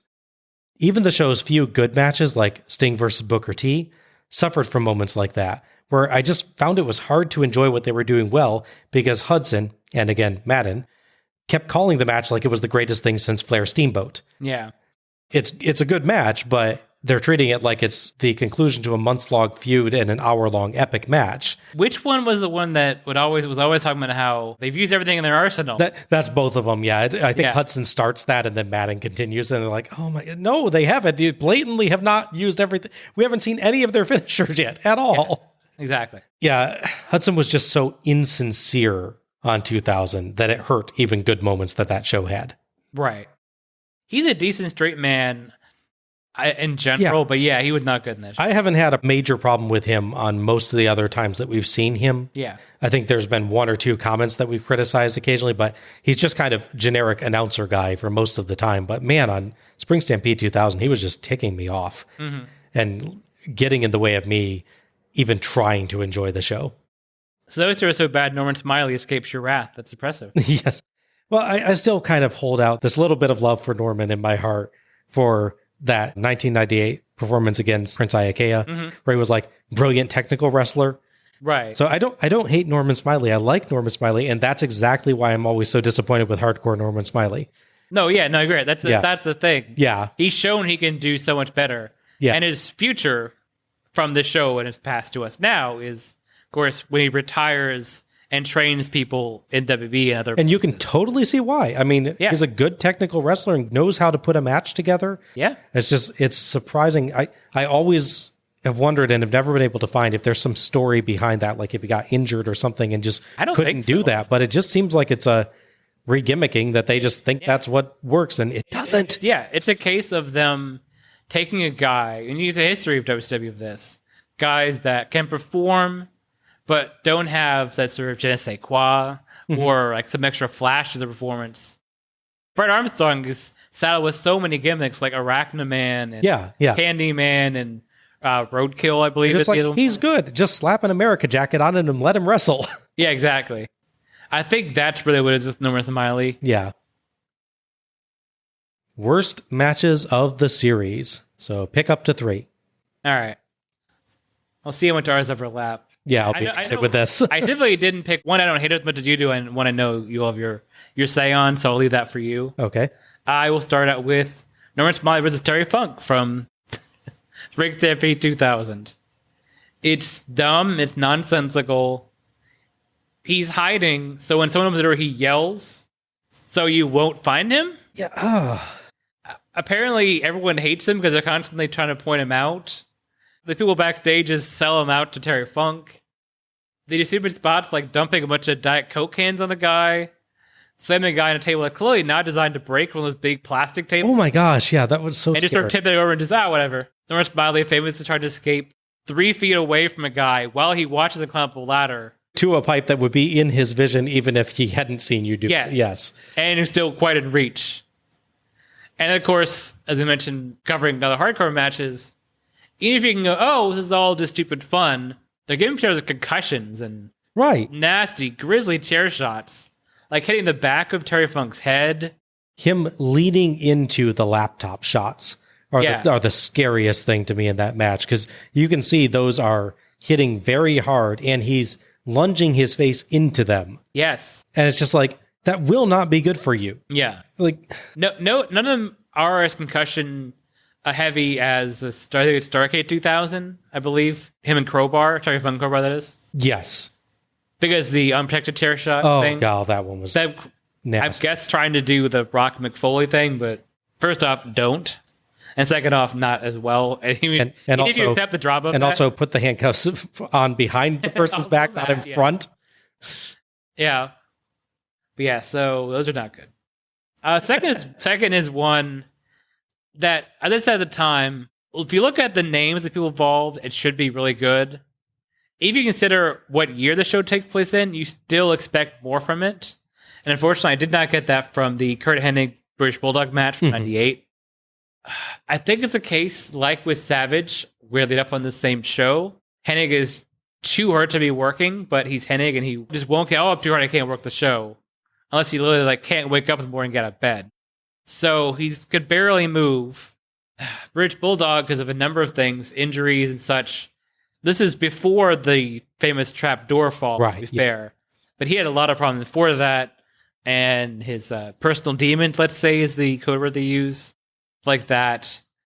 All the people that have had classic matches within 10 years of this show.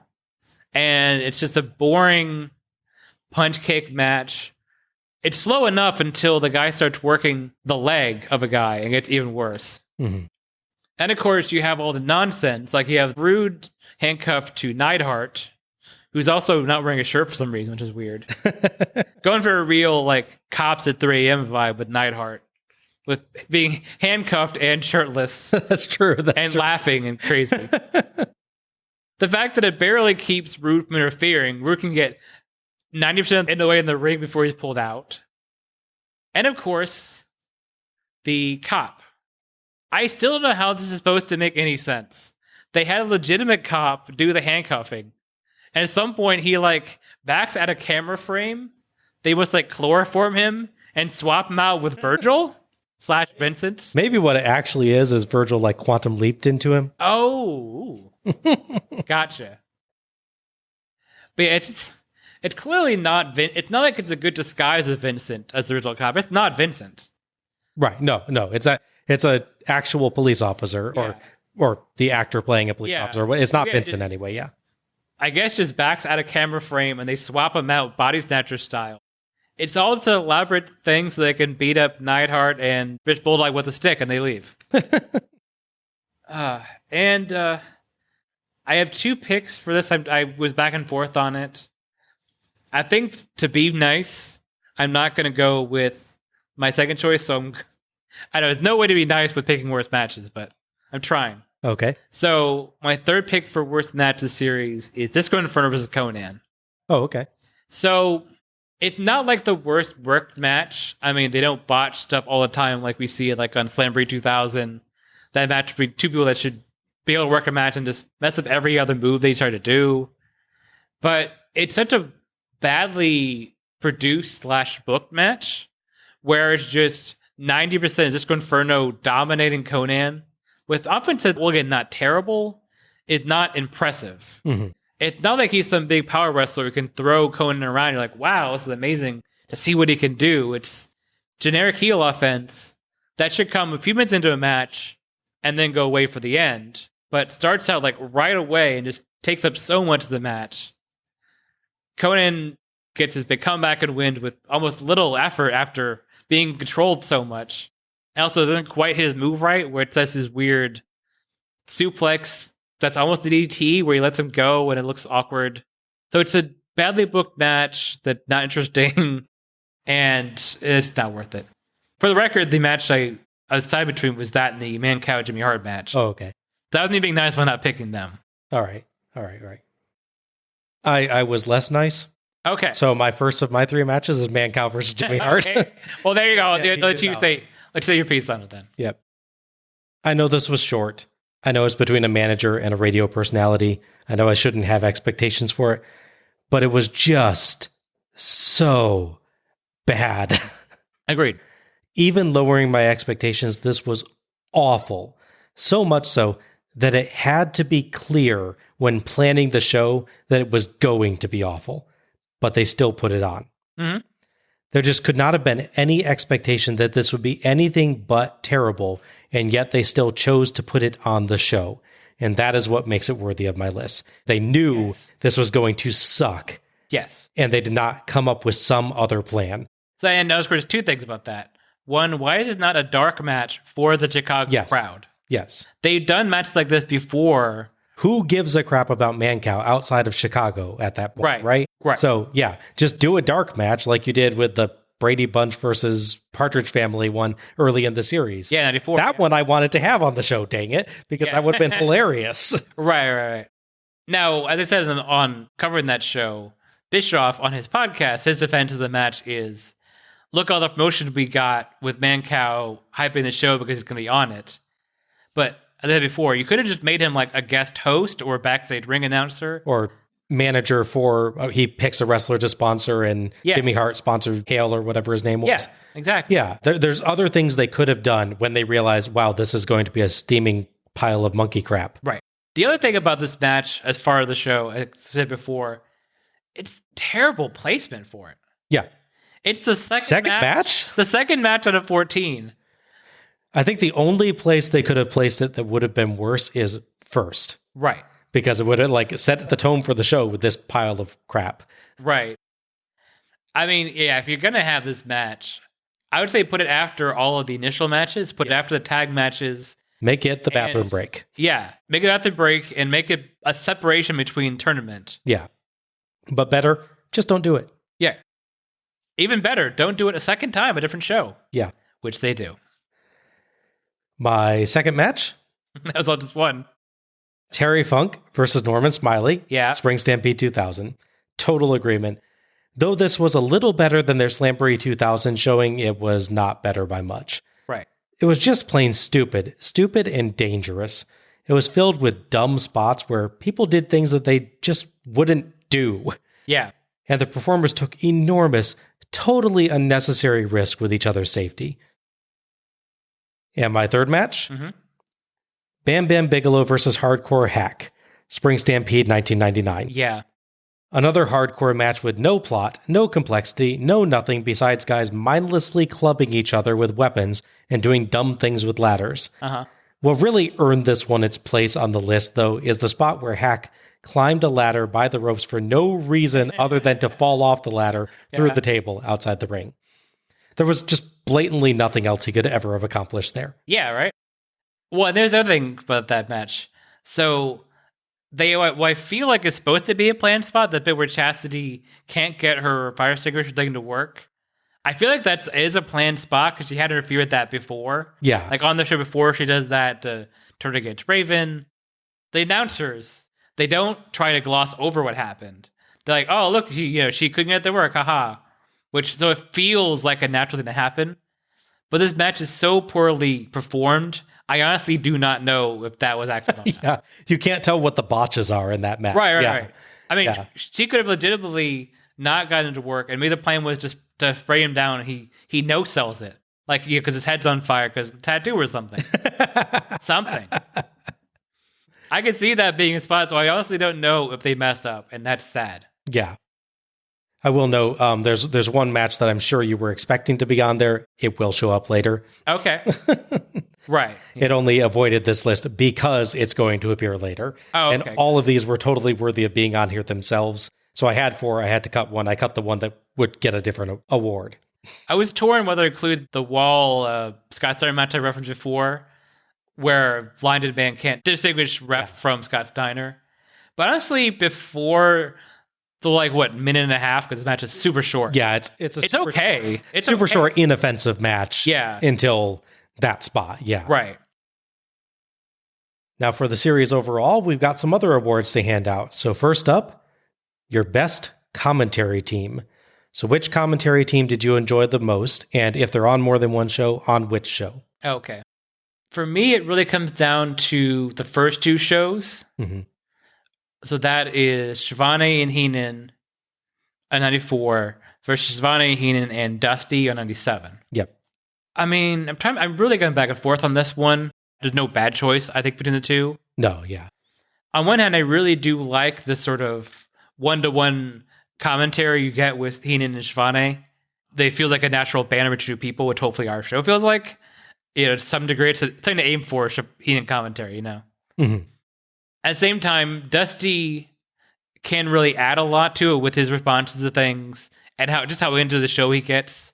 Especially because we're at peak NWO versus WCW, so he's really like, come on, get him. He's really excited about it. Yeah. Arguably, there's times where the big 3 of them, they kind of fight for time. But, I think for me, I'm going to narrowly pick... I'm going to get to my notes, by the way. I'm going to narrowly pick 94, where it's Heenan and Shivani. Okay. They really have a good banter together. They both take the show seriously, but will also make good jokes at times. I really enjoy them on commentary in a lot of the matches. Mm-hmm. I like their pairing. All right. This won't surprise you. Mm-hmm. But for me, it is Tony, Bobby, and Dusty from Spring Stampede 97. Okay. The 3 are, as always, just terrifically fun to listen to, with their own enjoyment of the show coming through strongly. They do have some missteps this time, most notably the Akira Hokuto versus Medusa match, where they spend like half the match discussing something else entirely. Oh, yeah. But the combination of Dusty's bonkers lines and Heenan's snark, with Tony ensuring the train doesn't go too far off the rails, right, just makes them plain fun. Mm-hmm. I will give an honorable mention to the Tony and Bobby team on 1994 as well, where Heenan made it his personal mission to get Tony to crack up multiple times on the show. I just felt like you can tell this is early in their work together because there's a couple points where Tony doesn't react to something that he would later. Yeah. But on this one, I think they just hadn't quite hit their stride to me yet. Fair enough. And then I will also give an honorable mention to the Tony, Bobby, and Mike Tenay team on 1999, where Tony was in just this wonderfully snarky mood the entire night. It was, yeah. And it gave the team a totally different atmosphere than normal. So really, again, aside from the 2000 show, which had a terrible commentary experience, along with a terrible just about everything else, all the commentary teams on this series were good. Yeah. But the Tony, Bobby, Dusty just edges so slightly ahead to me still. Yeah, I can see that. All right. This one I had trouble with. Best promos or non-match segments. So up to 3 of the best promos or non-match segments, Al. Yeah, I'm curious if we're going to overlap because there's not a lot over throughout the shows up until 2000, and then they're all like 20 seconds long. Yeah. It's basically Oka will ask a question, you have 10 seconds to answer it, and then walk off camera. Yes. And or be attacked behind by somebody. Yeah. Or both sometimes. Okay, so I've got 1994. Maybe starting a little bit, but before the Sting Rude match, you have Harley Race coming out announcing Bear's intentions. Yeah, I think that's fair. And it leads right into the match with Harley throwing the most blatantly telegraphed punch in history, throwing his arm like 4 feet back so Sting will be able to stop him and punch him. And then the enjoyment of Heenan acting like Sting attacked this poor old man for no reason. Yes. While he was punching him. I love it. Yeah, that's a good bit. Since I don't know if you're going to include it, I'm going to include that Booker T promo. Putting aside the word they had to cut out on Peacock, aside from that, it is actually a good promo. It is. Yeah. Sherry really controls things well. Okerlund is smart enough to turn and start talking to Stevie Ray, who does not react one bit. No. Amazing. Like that nearly earned Stevie Ray MVP right there, just for the solid rock of performance he gave there. Sherry did a good bit of quickly sort of giving solace to Booker, like, it's okay, Decade, and then doing her bit really well, I thought. Mm-hmm. I will say that I did not pick that one, but it is definitely an honorable mention for how well they do outside of that moment. Yeah, they recover so well from what would have just shut down a promo. Yeah. Like, I mean, I could have seen them just being, okay, cut, none of you can get it together after that, let's just move on.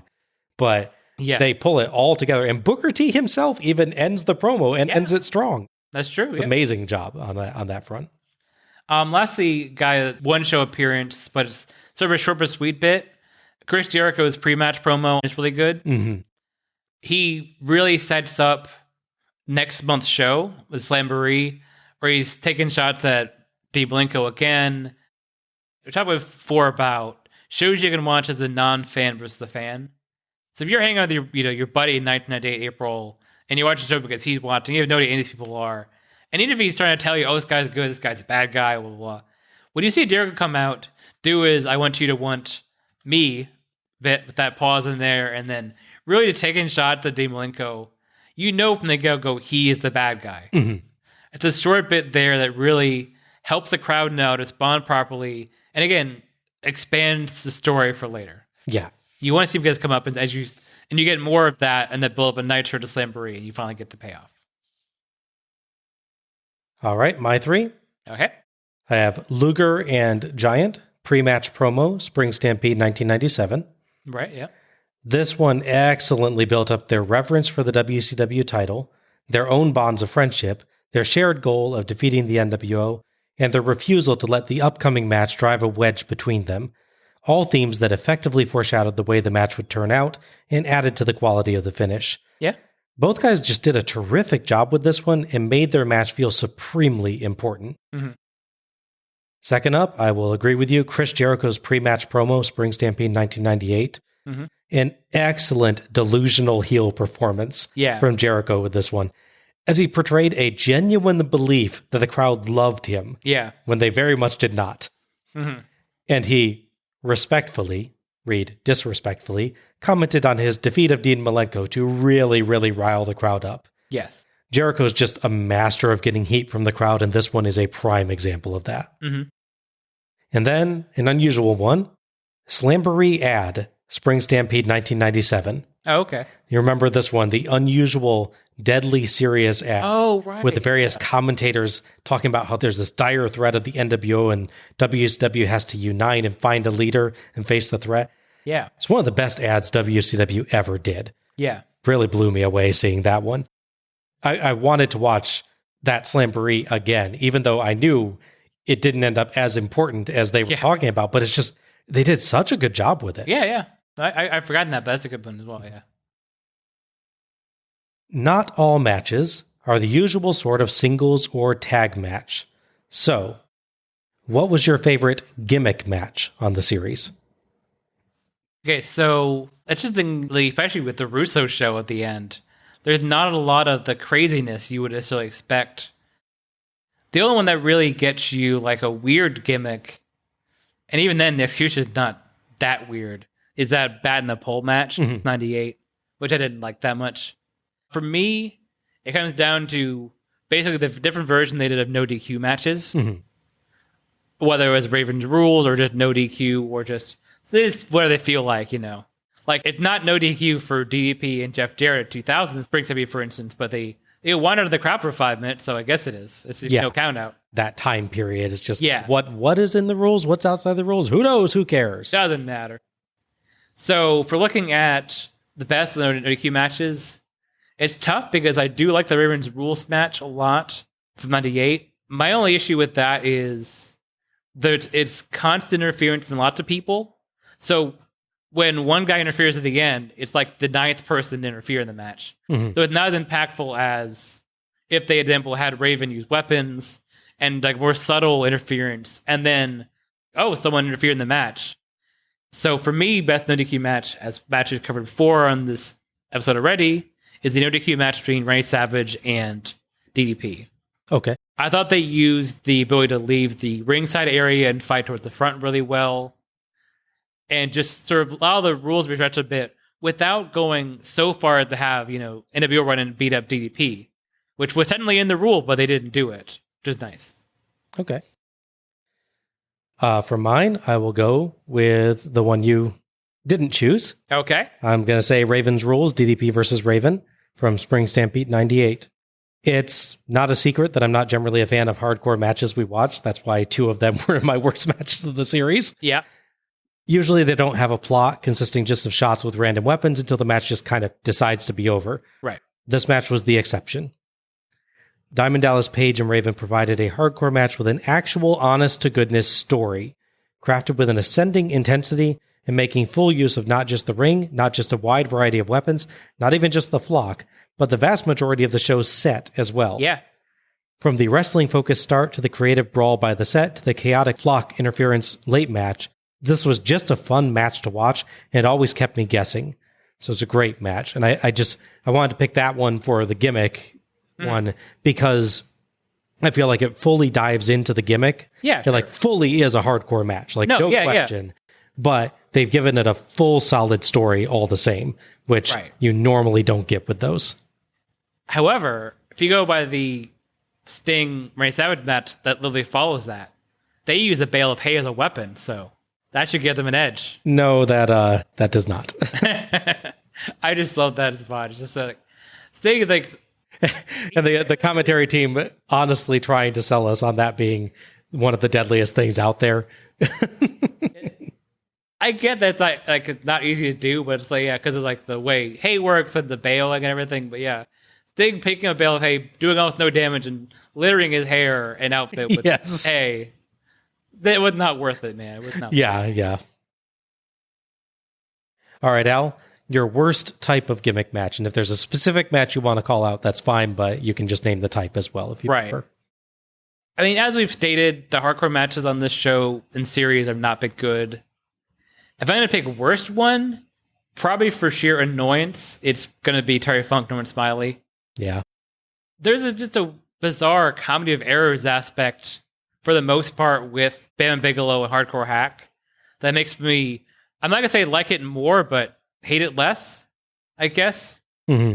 Other than trying to use the fire extinguisher and having that not work. They don't go for the dumb comedy in that, along with what's supposed to be dangerous weapons. It's still dumb and stupid, but it's less annoyingly dumb and stupid to me than the Screaming Norman Smiley and all that nonsense. Okay. For me, you can probably guess this one. Mm-hmm. Suicide 6 Cruiserweight match. Oh, there we go. Spring Stampede 2000. I know you were expecting that to be in the worst 3 earlier. I was. This is the only reason that it wasn't. This didn't sound that awful at first. At heart, it should have just been a chaotic Cruiserweight match. But the way it was done on Spring Stampede 2000, it just made me angry. And being angry is not conducive to being entertained. The rules were bizarrely unclear. Was everyone legal at once? Were they tagging in and out, just without actual tags? Were they just getting in when someone left? And then why did they sometimes get in before someone else left and stay? Mm-hmm. Who was legal and who wasn't? Sometimes the performers didn't even seem to know what was supposed to be going on. Yeah. Oh, and yeah, by the way, small question. Who the heck was in the dang match in the first place? What we counted was 11 people, I think, involved total? I think so, yeah. 11 people in the 6-man match, yeah. Mm-hmm. The rules sucked. The plotting sucked. The performances sucked too. So basically none of this was good, and it also had a crappy botch-filled finish. Oh, yeah. Here is hoping that WCW never does this match type again. Yeah. I said before, I look at the build-up on that show to how the tournament's supposed to work. Like, they made the top guys fight each other for one spot, the one that DDP got. Yeah. Or they said, here's a tournament between these tag teams, and they made people qualify for them. Like, they made Sting qualify for the U.S. title tournament, and they tried to make Sid, and he got bumped out. It didn't make any sense, but they had the 3-team match to determine whoever the hardcore champion would be. But at least that's something. If you watch the Thunder after the reboot Nitro, they just go, we're having a 6-man match, and these people are going to be a 3-on-3 match on this show. Enjoy. And it's not like a qualification. It's just, they're in this match. Here's them in another match. Right. Yeah. And we're just going to hurl them into a blender, basically, to see what comes out on the next Your question is like, why is Shannon Moore in the match? And not Shane Helms. Helms, yes. And then Shane Helms goes on to basically do a whole crap ton of things in the match. So you're like, correct, yeah. What is going on? I get picking Crowbar over David Flair in pretty much any instance, honestly. But yeah, I'd love to know why he's in it and not David Flair. Yeah. For instance, yeah, example. All right, so here is a fun one that was also a pretty tough choice. Okay. Best performer with a single Spring Stampede appearance. So of those, I believe it was 78 people. Yes. Who was the one you really would have loved to see again the most? Okay. I feel like you're going to guess who I'm picking right off the bat, and it might surprise you. In my heart of hearts, the answer is, of course, La Parka. After all this time, seeing him in ancillary performances, like being in the ring during Sting's celebration, or seeing him on Nitro and Thunder's building up shows, is what for research. Seeing him finally get his due, and more importantly, not in match against Disco Inferno, which I know that happens. I'm like, okay, good. This can really work. Yeah, he had a genuinely good match. He did, yeah. If I'm being 100% fair, though, there's other people that had one-up performances that arguably qualify more. And I think it comes down to, for me, there's people that ultimately have one appearance in a single match that will make it onto my Ultimate Spring Stampede show. Mm-hmm. So I think for me, that bumps them ahead. So one such person is Brian Pillman. Okay. I thought he was really good in his performance against Steven Regal. They did a great story of how he could hang with Regal, because Regal is not taking him seriously at first. Then Regal's trying to hide behind the time limit. They really work right up the time limit part very well, I thought. It's nice to see him because there's a point later we see him post legit injury and he can't work the same way again. Mm-hmm. So it's a nice bit toward the tail end of his fully active in-ring career to see him, what he could really do as a more seasoned performer than, say, 1991-92, when athletically he's all there, but he's not quite gotten his character down. Yeah. He's really got it down on this show. Pure performance, him as a one-off, absolutely, really good. Okay. In my heart of heart, La Parka is still there. Just know that. I had a lot of trouble with this because there are a lot of good single appearance performers on this show. Mm-hmm. Like you mentioned, Brian Pillman, La Parka, The Great Muta, Steve Austin, Blitzkrieg, Chavo Guerrero Jr. And though he's not my pick, I do want to give an honorable mention, especially to Bunkhouse Buck, who seriously impressed me on this show, especially after an awful performance on our Slamboree run. Seriously, if I could count those in the same series and in reverse actual chronological order, he'd be getting most improved. Mm-hmm, sure. He just seemed like a totally different wrestler, a wild and entertaining brawler who put on a great show with Dustin Rhodes.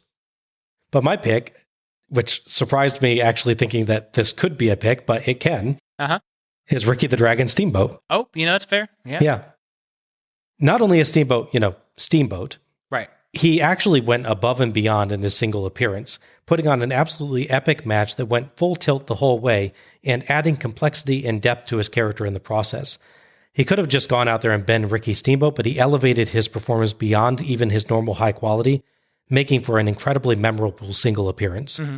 So I think that's what got me on it and made me think, yeah, I do want to say that, even though it's Ricky Steamboat. Everyone knows I'd like to see more Ricky Steamboat. Of course, yeah. But with this one, I specifically want to highlight, I want to see this Ricky Steamboat again. Gotcha. The developments he made to his character, the complexity he made to his character. I would love to have seen the development of that further. Yeah. Again on the show.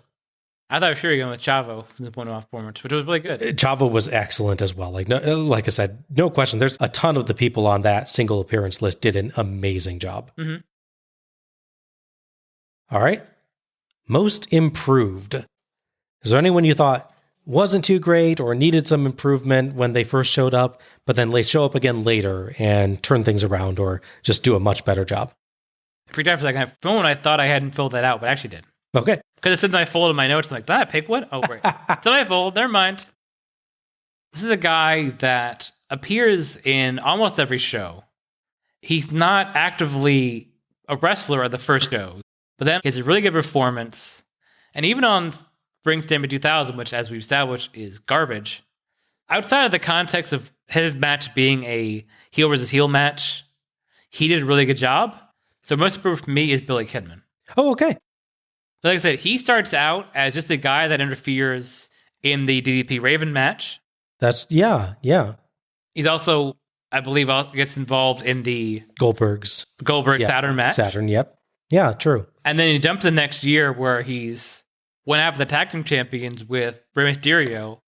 And they have a good match that both shows the athleticism, but also pushes the won't they turn each other thing because they both want the title. And shows their perseverance in getting through some pretty nasty hits they take during that match as well, yeah. But yeah, it's a nice little story because Kidman was Cruiserweight champion, loses to Mysterio, and the next week the two of them win the tag titles. And now here they are against each other again. Its dynamic's so changed by that. But yeah, so I think about it, like he appears so many times. He has a good arc. Outside of DDP, obviously, he has best arc of going from guy just around acting like he does heroin, scratching himself all the time, to being a legitimately good performer. And even 2000, again, the match, his part of the match is really enjoyable. His very, very solid performance on 2000, yeah. It's just a shame that it turns into a lopsided of him being beat up by Hogan segment. Yeah. All right, I appreciate that you did not take the easy way out, because I totally took the easy way out. Okay. I am saying Diamond Dallas Page. Oh, okay. Not that he's bad at all in 1994, but he just clearly hasn't worked out everything about his character and style yet. Mm-hmm. And he's an opening match guy that doesn't even make the opening video package when literally every other match on the card does. Yeah, every match is announced except his. Except his, yeah. And he's not mentioned at all once his match is done. It's true. Cut to 1997 and boom, Page is an exceptional, polished performer that's being asked to prove that he's worthy of being in the main event, and does. So he gets another 2 main events on further shows and is second from the top on a third. He goes from being nobody to being somebody to being the top guy, and he works hard to get there and stay there.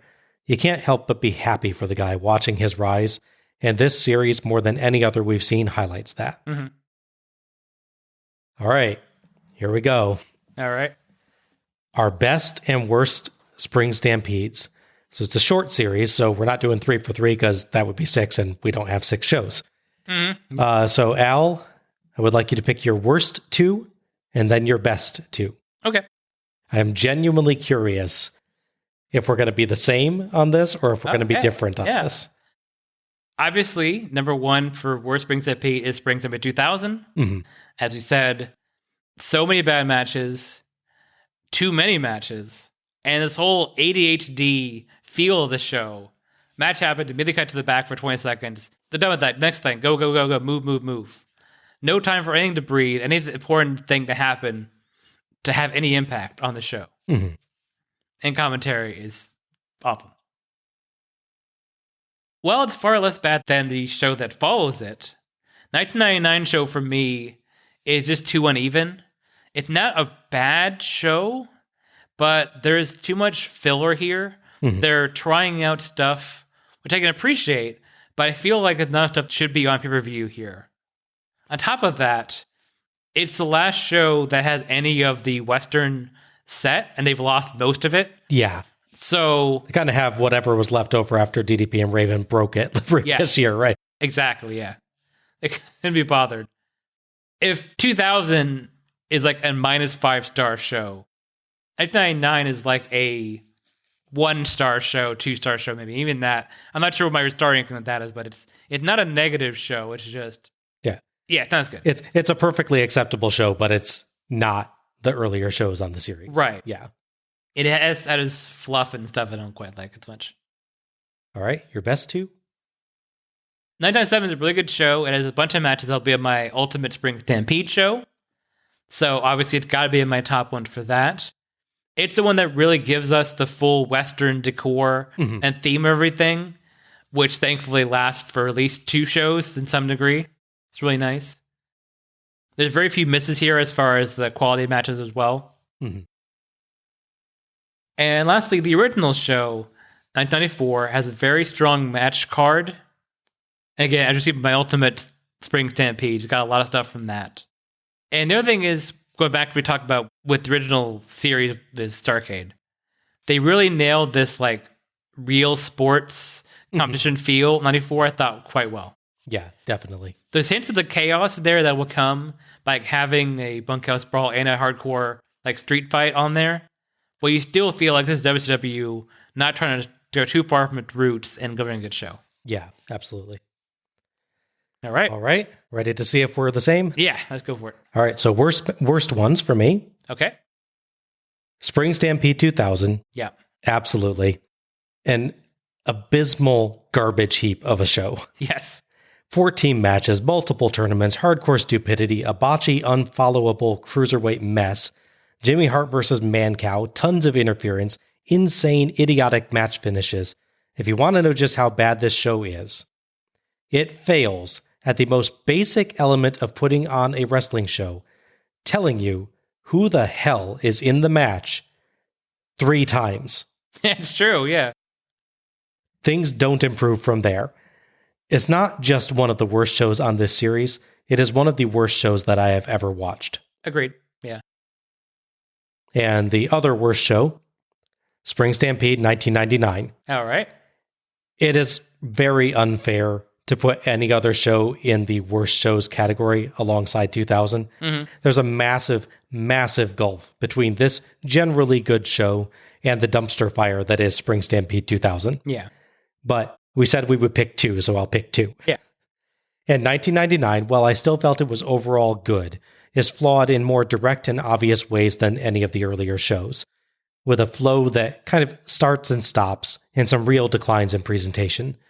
There's still some absolutely terrific stuff on there, and it has a massive moment for DDP in particular, but it just isn't solidly, consistently good like the earlier shows. I'll say, like, if you can do a one-on-one comparison between shows, just like picking one moment, for instance, to compare one show to the other. So 1998, which is the only one that didn't get included either of them, it's probably my number 3 best show, I guess, has Booker T, Chris Benoit match is really good. They have a screw finish, but it's a creatively done screw finish, really well executed. The 99, you have Booker T versus Scott Steiner, and we have real Stolly Scott Steiner. Yeah. And you know they can work. And so you have these 2 matches.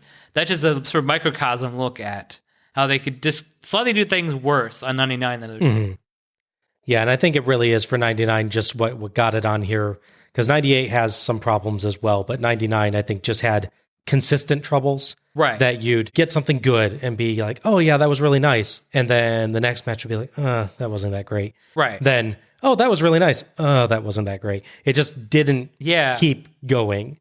Well, like 98, for instance, 98 has that tag match with Buff Bagwell and Scott Steiner and Lex Luger and Rick Steiner. Yeah, that wasn't very good. Yeah. Which is, it's not terrible. It feels like it should be a Nitro match. It just barely at that because it ends so abruptly. But 99 has the Mike Whipwreck, Scotty Riggs match, which is not terrible, but feels even less like it belongs on the show. Yeah. Because 98 is a fairly throwaway tag match, but involving top-tier talent. Exactly, yeah. So now for my best ones. All right. If 2000 was among the worst shows that I've ever seen, these 2 were among the best, not just in this series, but ever. Okay. Spring Stampede 1997. Okay. A brilliant show, filled with exciting matches that can be both technical and vicious, sometimes at the same time. To make it even better, it's filled with major story developments and important moments for wrestlers' careers, most notably DDP's first shot at the big time and a chance to prove that he could be a main eventer. It's not perfect, but it even manages to handle some of its flaws really well, rolling along smoothly despite a few hiccups along the way. It's a great show, topped off by perhaps the best set design that WCW has ever done. Agreed, yeah. You can feel the love the crew and the performers had for this one. Mm-hmm. And my other, Spring Stampede 1994. Hey! So we are a perfect match here. Oh, right. Again, an absolutely brilliant show. Consistently good to great matches, wonderful character work, and interesting storytelling and angles, all topped off by a really excited crowd that gives great reactions the whole night. It doesn't have the wonderful set of 1997, but it still has some great presentation elements with neat graphics and cool entrances that give it a fun feel. Remember Steamboat's dragons on his entrance? Yeah. And the wanted posters for the match graphics? Those are good, yeah. So cool. Yeah. It's a really enjoyable watch, and that's all before the epic main event that caps off one of the finest feuds in all of professional wrestling history with a truly tremendous match. Yeah. I've never been more glad that we didn't try to define which show gets first place, by the way, because there is no way in heck I could choose between those two. They're both amazing shows. Honestly, except for the existence of Spring Stampede 2000, this is an exceptionally great series, probably my favorite series that we've yet done. I will say 94 is an interesting what-if scenario in wrestling. Because I could see the way they were going with things. They could have actually tried to do some sort of double turn, or at least partial turn. Have Steamboat actually go heel and take Flair out and win the title. And now here is Steamboat as heel champion when Hogan shows up. That would be genuinely interesting. I could see that being kind of a cool, different match. Yeah. Yeah. Because unless I'm wrong, there has never been and never will be, obviously, a Steamboat Hogan match. Yeah, I don't know. They may have been on sides in like a Survivor Series or something like that. Maybe, but I feel like they would have been on the same side in those. Yeah, exactly. So, that's the thing. Yeah. Yeah, that's an interesting. But yeah, heel Steamboat as the face of WCW again push the idea that he's the face of tradition, but he's also been corrupted to finally gain and hold power. And here's Hogan as the outsider, changing things, but at the same time also a face. Yeah, and you could actually have the unusual situation of like Ric Flair supporting Hulk Hogan when he first enters or something. That'd be against longtime best bud Steamboat. That's a genuinely interesting alternate history there. Right? Yeah. But yeah, absolutely. I think you'd agree on this. Easy series recommendation for anyone to watch, at least up through 1999. Yeah. Yeah, 94 has a few mistimed things here and there. The ending with the Rick Rude Sting match, for instance.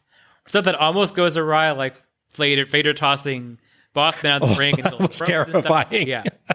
But nothing like, again, like even for Hardcore Hack trying to suplex Bigelow and just messing his leg up somehow and deserve falling over, like he couldn't do it. Or that's the thing with 94 and with 97 is there's things that go wrong, but they really, really quickly and expertly recover from them every single time. And even stuff I don't necessarily enjoy as much as like you do, like for instance, I didn't care for the Dustin Rhodes Bunkhouse Buck match as much as you did. I'm not gonna say it's bad. No. I didn't care for it as much, but it's better than anything on 2000. Yes. And arguably anything in 99 to a certain degree. Made the harder top choice there, but yeah. So the worst stuff in 94 for me is not that bad. Yeah. So, we've given our awards and our analysis, but there's one more thing we'd like to do here to just have a little bit of fun with this. Our ultimate Spring Stampede cards. So, here's the rules, just as a refresher. Each of us designs a Spring Stampede card featuring 8 matches drawn from the actual Spring Stampede matches. We can only use each performer as a competitor once. So, someone can show up as a manager or commentator or as interference or some other role on other matches, but you can only use them once as an actual competitor. For instance, if you pick Nash versus Goldberg from Spring Stampede 1999, you couldn't then use any match where either of those was a competitor elsewhere, but you could still use Lex Luger in another match because he's only a manager in that match. Correct. You can use any match in any position. You're not required to pick an actual main event for your main event. All right. All right. You want to go first or you want me to? I go first. Okay. So mine will open with Billy Kidman versus Rey Mysterio from Spring Stampede 1999. Even if it's not a great show as mentioned, that match stood out to me and that deserves mention here. I have The exact opposite match booked next, which is the match between Vader and the Boss Man. Okay. You had two cruiserweights showing when they can flip and tell stories and everything. Now here's two big old hosses throw each other around and punch each other and bust each other open. And in one case, accidentally showing how far he could flip and fly. That's true, yeah. So I've been torn this because it's purely me having a soft spot for the person and their part of the match, sort of accepting the really bad with the good here. I have the Mike Awesome versus Bam Bigelow / the Cat match. Okay. The only thing salvageable for me, other than the Booker T Sting match, but excluded for other reasons, from that show. The actual match you get between Bigelow as the official replacement, or unofficial replacement, it's never clear, is quite good and a good teaser for their more lengthy actual 1-1 match at Starrcade 2000, which I actually liked. Mm-hmm. And I couldn't leave Mike Awesome off the show. And it's that or him versus Steiner, and I like this one better. Big of Booker T, I have Booker T versus Chris Benoit from 1998. As mentioned before, from my single appearance pick, I have Steven Regal versus Brian Pillman from 1994, Spring Stampede. That was a good one. There's a lot of Regal matches that do the can he survive the time limit thing, and they're all generally really good. This one does the balancing of time without really well. Mm-hmm. Following that, I have a very different match, going from technical aggression to just insane aggression. We have the Public Enemy versus the Four Horsemen. Okay. Which in this case is Jeff Jarrett and Mongo. As I said before when we covered the show, it's such a weird combination of things. Because Public Enemy is pure brawling and chaos with their tables. And not too much with chairs, really, but a lot of just punching and kicking. You have Mongo, who is all sort of raw power and energy. He definitely is out of place a couple times, at least once. But he's so enthusiastic about it. You just gotta like it. And you have Jeff Jarrett, who, like, practically from birth, is trained to be a classical 80s style pro wrestler. Which he never, other than the fact that he started using guitars and low blows, he never really changed. No, yeah. He kept all that sort of structure. It's like if Steamboat had started 10 years later and worked 10 years longer, you kind of get the same idea. He could work a classical match, but then, just pull out a guitar and everything. Don't make me think of Ricky Steamboat saying slap nuts, man. Ricky Steamboat saying, haha, is that better? All right, I have 2 matches to go. In my semi-main event, I have the match we've lauded over greatly, which is DDP versus Randy Savage. Okay. I figure contextually it can be a number one contenders match, given that Savage is so high in the card and as a WO guy, he is a natural fit for that position. This could be saying he DDP's challenging for the WCW and to try and get that position. So that works story-wise. Okay. And only match to give me a main event in this series, Ric Flair's Ricky Steamboat, which, as we said many times now, is amazing. Okay. All right. You're going to hear some familiar matches as I go through mine, but not all of them. Okay. So I'm pleased with that. Good. My first match is Regal versus Pillman from Spring Stampede 1994. Okay. Started off with a nice, fast-paced, complicated match. Mm-hmm. As with you, go the other way with the next match. Bunkhouse Buck versus Dustin Rhodes, Spring Stampede 1994. Let's go to beat the tar out of each other next. Yeah. Third match, let's take it back the other way again, but keep high emotion in it with Ultimo Dragon versus Chavo Guerrero Jr. Makes sense. Spring Stampede 1998. Fourth match, get a tag match on the card with Benoit Malenko versus Raven and Saturn from Spring Stampede 99. By the way, on Earth 9400, this is for the tag titles and does not end with a supremely dangerous flying headbutt onto a chair. Excellent. All right. Fifth match, Rey Mysterio Jr. versus Kidman from Spring Stampede 1999. I think on Earth 9400, Kidman is still in the flock as of this match, so he's solidly a bad guy and Mysterio is solidly a good guy. Gotcha. Sixth match, Ric Flair versus Ricky Steamboat from Spring Stampede 1994. Yes, I am doing the world title match in the mid-card. I'm pulling a Wrestle War 89. Flair and the Horsemen will turn full heel after this match when Flair bribes the ref to declare him the winner on the double pin, and then has the Horsemen beat down best buddy Ricky Steamboat. Of course. And our seventh match then becomes Lex Luger versus the Giant versus Booker T versus Stevie Ray from Spring Stampede 1997. So this is mainly on there for that amazing character moment from the Giant at the end. But on Earth 9400, it's contested more as a straight tag match. And after Flair's antics in the previous match, Commissioner Bockwinkel set this match up to determine the number one contender to face off against Flair. So maybe it started as a normal tag match. And then they declared it. Okay. This is for number one contender, and Giant selflessly gives it to Luger. Now, does this version make Bockwinkel good at explaining a match? No. Okay. I can't fantasy book things quite that much just making yet. sure. Okay, gotcha. And my 8th match is Diamond Dallas Page versus the Macho Man Randy Savage from Spring Stampede 1997. It feels odd to do this since I do have a world title match on my card, but I cannot see putting DDP's first main event anywhere but the main event. So I'm thinking on Earth 9400, it's just one of those massive feuds that just actually overshadows the world title. Okay. But really, it's just symbolic here. I can't make that not a main event when it was his first one. You could do like have some sort of extra condition to the match, like have DDP been fighting the WO for quite a while at this point, and Savage is crazy Savage, but also pure than the WO, and he's off DDP so much that DDP's willing to take the match, even though the condition is if he loses, he's forced to join the WO. Yeah, so there's some massive condition on it that makes it worthy of, that's actually bigger than the world title. He goads him into this match by threatening, Kimberly or such. There you go.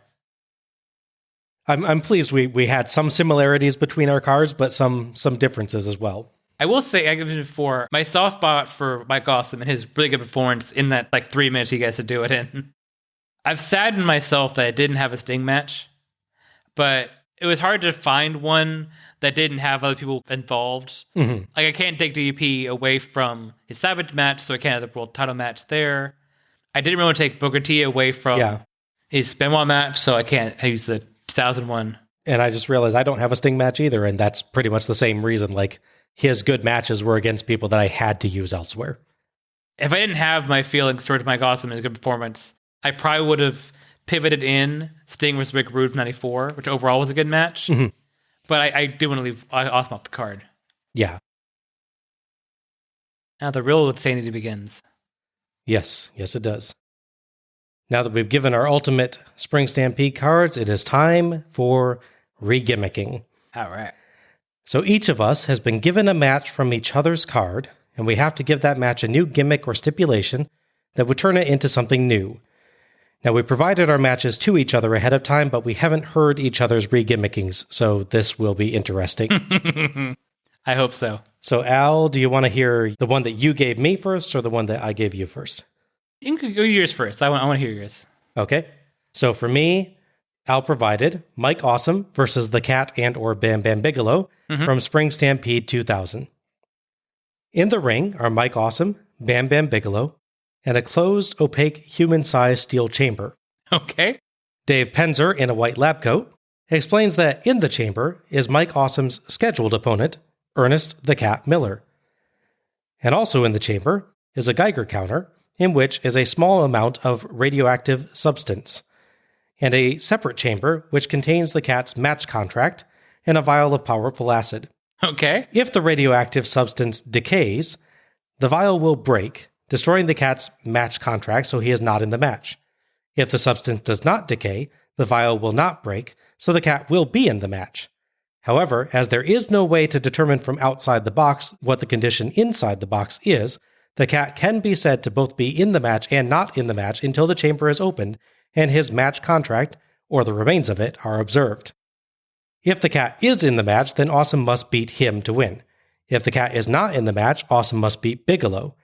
If Awesome pins the wrong person, then Awesome is disqualified, so either Bigelow automatically wins if the Cat is not in the match, or Bigelow and Cat will fight if the Cat is in the match. Okay.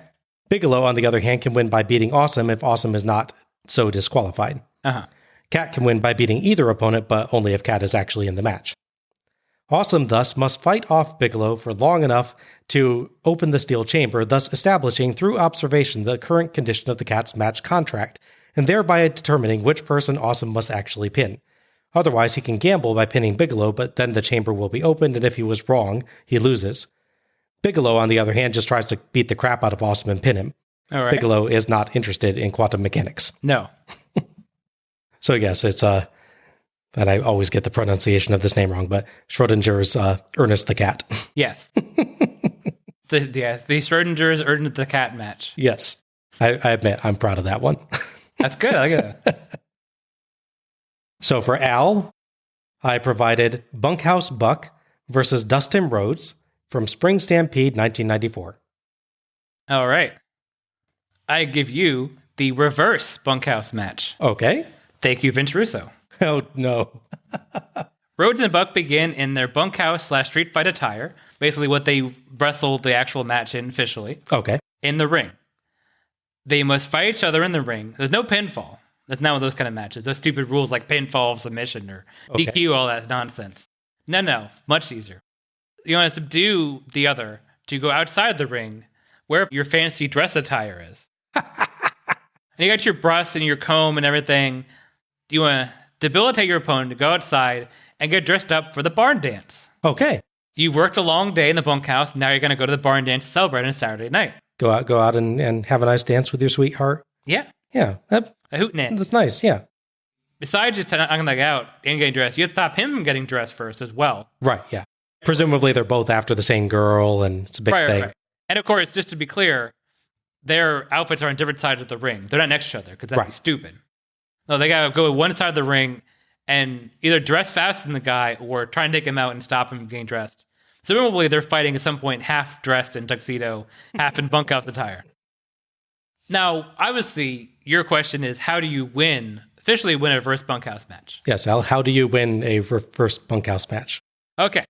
Once a referee, and possibly a woman, I haven't decided that part, decides you are ready to go, like you had enough stuff on, you look good to go, they will let you cross the gate that is covering the front ringside entrance area, whereupon you must ride on your horse, which has been waiting there the whole time for you. Nice.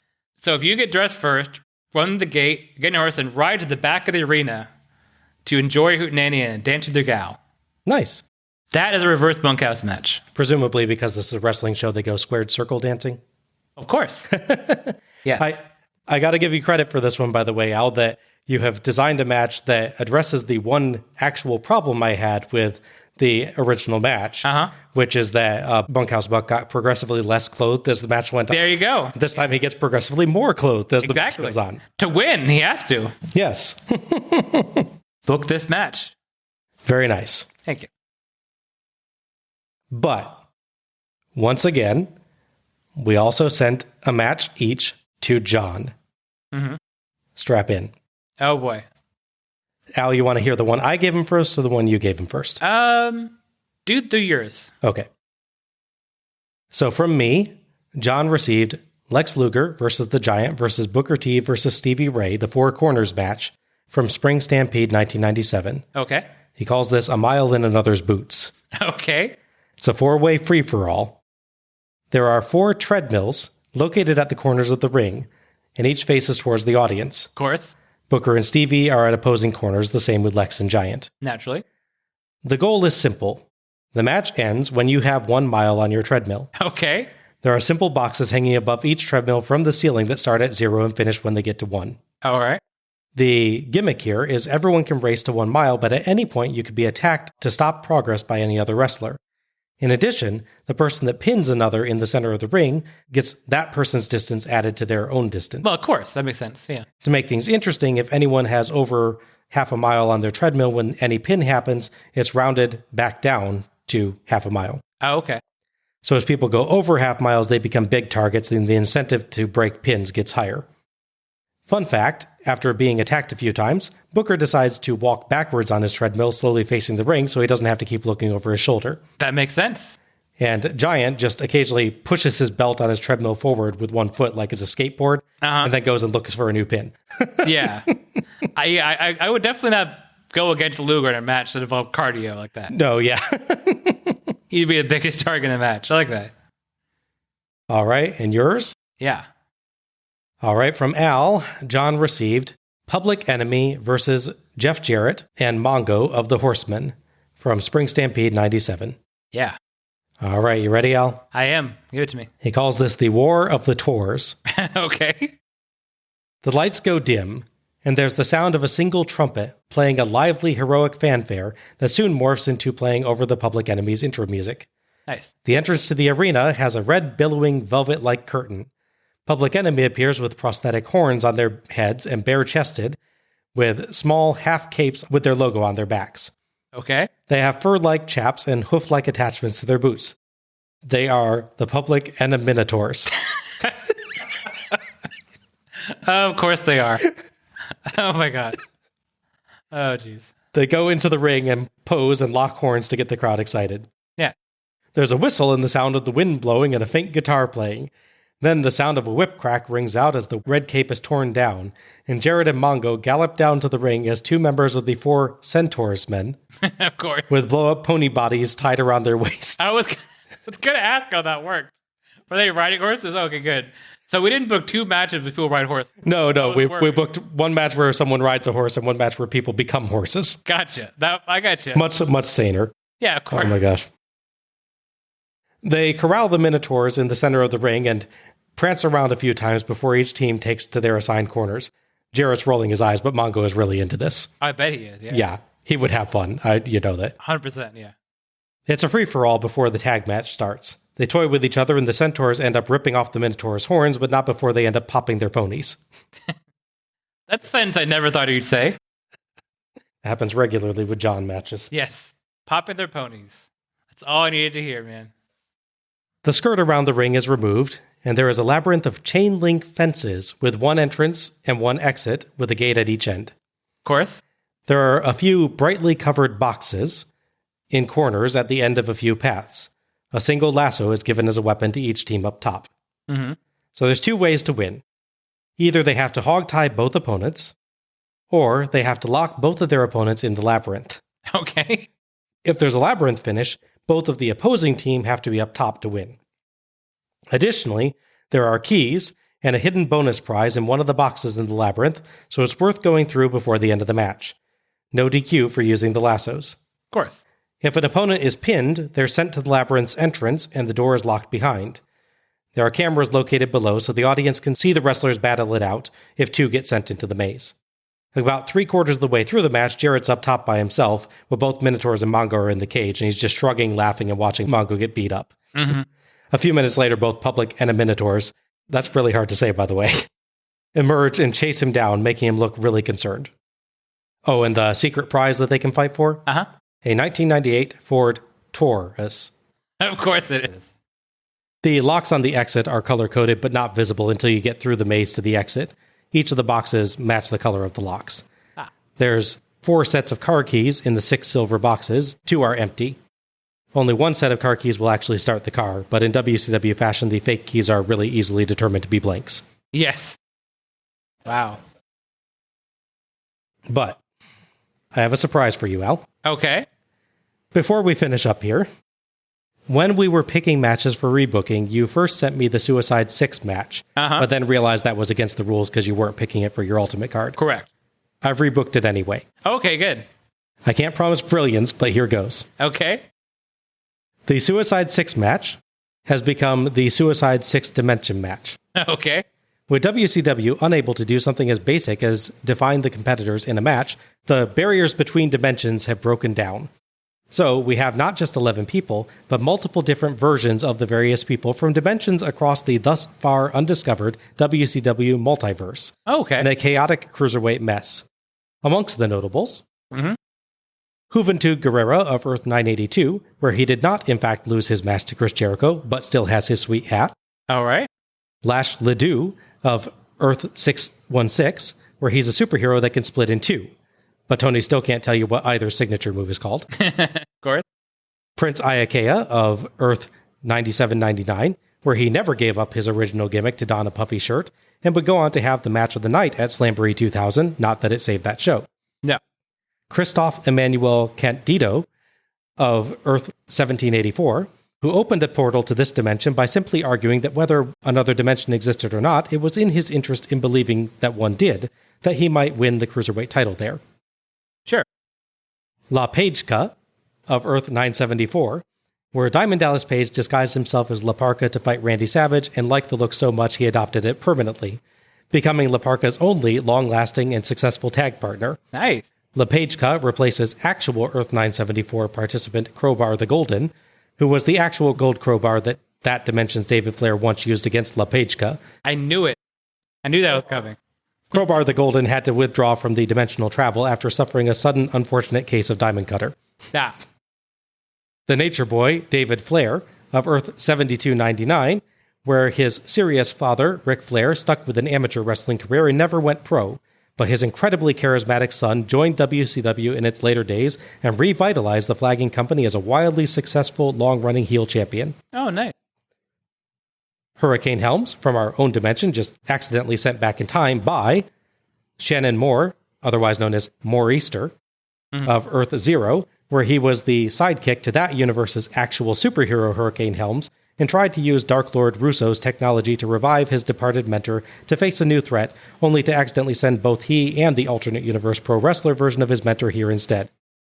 Oh, and Spider-Man, because he always gets wrapped up in these sorts of things. Yeah. This exceptionally terrible match was won by, of all people, David Arquette of Earth 2021, where he was a very successful, world-famous pro wrestler. WCW proceeded to have our universe's David Arquette accidentally win the Cruiserweight title off of him en route to the world title. The company closed its doors 3 months earlier than the original history. Oh, okay. That just popped into my head. I'm like, nope, I gotta rebook this thing. All right. Here, I can give you my own quicker gimmick of that. You inspired me. So, it's a Suicide Squad 6 match. There you go. That's a good one, too. They all have the little embedded thing from the brain. And all 11 people come up for the match. Russo in the back detonates the bombs, and everyone but who's actually in the match, their heads explode. They'll get better. It's okay. And, I don't know, maybe someone else you don't like in there. I don't know, Blasharoo. They got into 5, maybe? I don't know. Who you really want to excise that's actually officially in the match? Yeah. maybe the artist woman known as Prince Ayakea. Yeah. I like him earlier than the artist phase, but not so much then. He'll be the what's the guy? The Ripcord, I think his guy's name was the one in the Suicide Squad movie. They blow up to show that the things work. Yeah. He's not important. That's all that matters. But yeah, I'll walk out and his head just start blowing up. You guys are in the match. Okay. At least it would clarify things. Yeah. That's all I ask. To make it better, I'll give you one extra thing. As a clerical error, they accidentally blew up Shannon Moore's head, so Shane Helms is in there instead. Okay. Yep. Improved. There you go. And that wraps up our coverage of Spring Stampede. So, what have we got coming up next? Yeah. Well, first up, our bridge show. For the first time, we're going to take a full look at an episode of WCW Monday Nitro. Mm-hmm. Specifically, the episode for July 29th, 1996. Some really notable stuff happens on this show. Up-and-coming tag team High Voltage faces the Steiners. Yeah. The Giant defends his world title against a very unexpected opponent. Uh-huh. Jim Duggan faces Mike Enos. Ooh. That's definitely all the major stuff, right? I'm sure nothing else of note happens. I guess why I picked it, yeah. Absolutely. And now, our next series. Mm-hmm. The New World Order launches its final attack. The World Heavyweight title could land in enemy hands when the traitor Hulk Hogan seeks to destroy the Colossal Giant. Sting and the Total Package have a common goal: to demolish the outsider invasion. Plus, we're going to take you places you've never been before. It's WCW's Hog Wild. Saturday, August 10th, live and only on pay-per-view. Next up is Hog Wild and Road Wild. Running from 1996 through 1999, this covers 4 shows, all set during the annual Sturgis Motorcycle Rally in South Dakota. Other than lots and lots and lots of bikers, what can we expect? We get Rey Mysterio Jr. versus Ultimo Dragon. All right. Hulk Hogan versus Lex Luger. Mm-hmm. Ric Flair versus Six. Yeah. Goldberg versus most of the NWO in a battle royale. Oh, right, yeah. Randy Savage versus Dennis Rodman. Oh, yeah. Hogan and Bischoff versus DDP and Jay Leno. Jay Leno, yeah. Yep. Well, at the very least, it'll be interesting. Yes. So again, our upcoming releases are: in June, WCW Monday Nitro from July 29th, 1996. And in July, the start of our new series with Hog Wild 1996. So join us as we move from horses to steel horses to continue our ride through WCW history. I assume we were wanted dead or alive? Yeah, pretty much. Okay, good. Just checking. If you've enjoyed listening to us tonight, you can find us on Twitter or Facebook as Let's Go to the Ring. Links will be available in the episode description. Follow us for episode announcements and other show details, and share your own thoughts about each show as we go through. You can subscribe to our show on Apple Podcasts, Google Podcasts, iHeartRadio, Spotify, Stitcher Radio, TuneIn, Verbal, or Audible.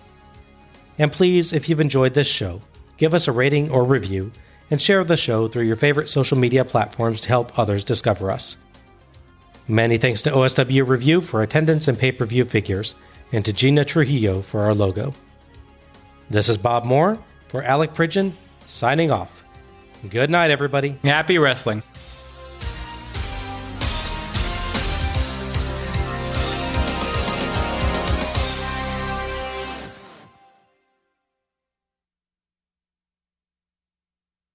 So, top 3 Slamborees in terms of pay-per-view buys. Al, what do you think number 1 is? It's Slamboree. I did say Slamborees. That's because I forgot to update my notes. Okay. I was so careful on that, and I see now on twice on this page, I've managed to screw that up. As long as the numbers are correct, you can work around. Yes, that I... Okay, good. Yes. The top 3 Slamborees in terms of attendance. So, what do you think number 1 is? And I said Slamborees again, didn't I? Good God. You did. Okay. 1997 is a really good show because it has strong performances. It has a lot of matches that will be on my ultimate slam. Keep saying slam. My ultimate No, spring. Yeah, you and me both. I know. It's the S's and this goes together. Big of Booker T. I have Booker T versus Chris Benoit from 1998 Starrcade. Okay. Oh, see, 1998 Spring Stampede. That is. Make some different shows now.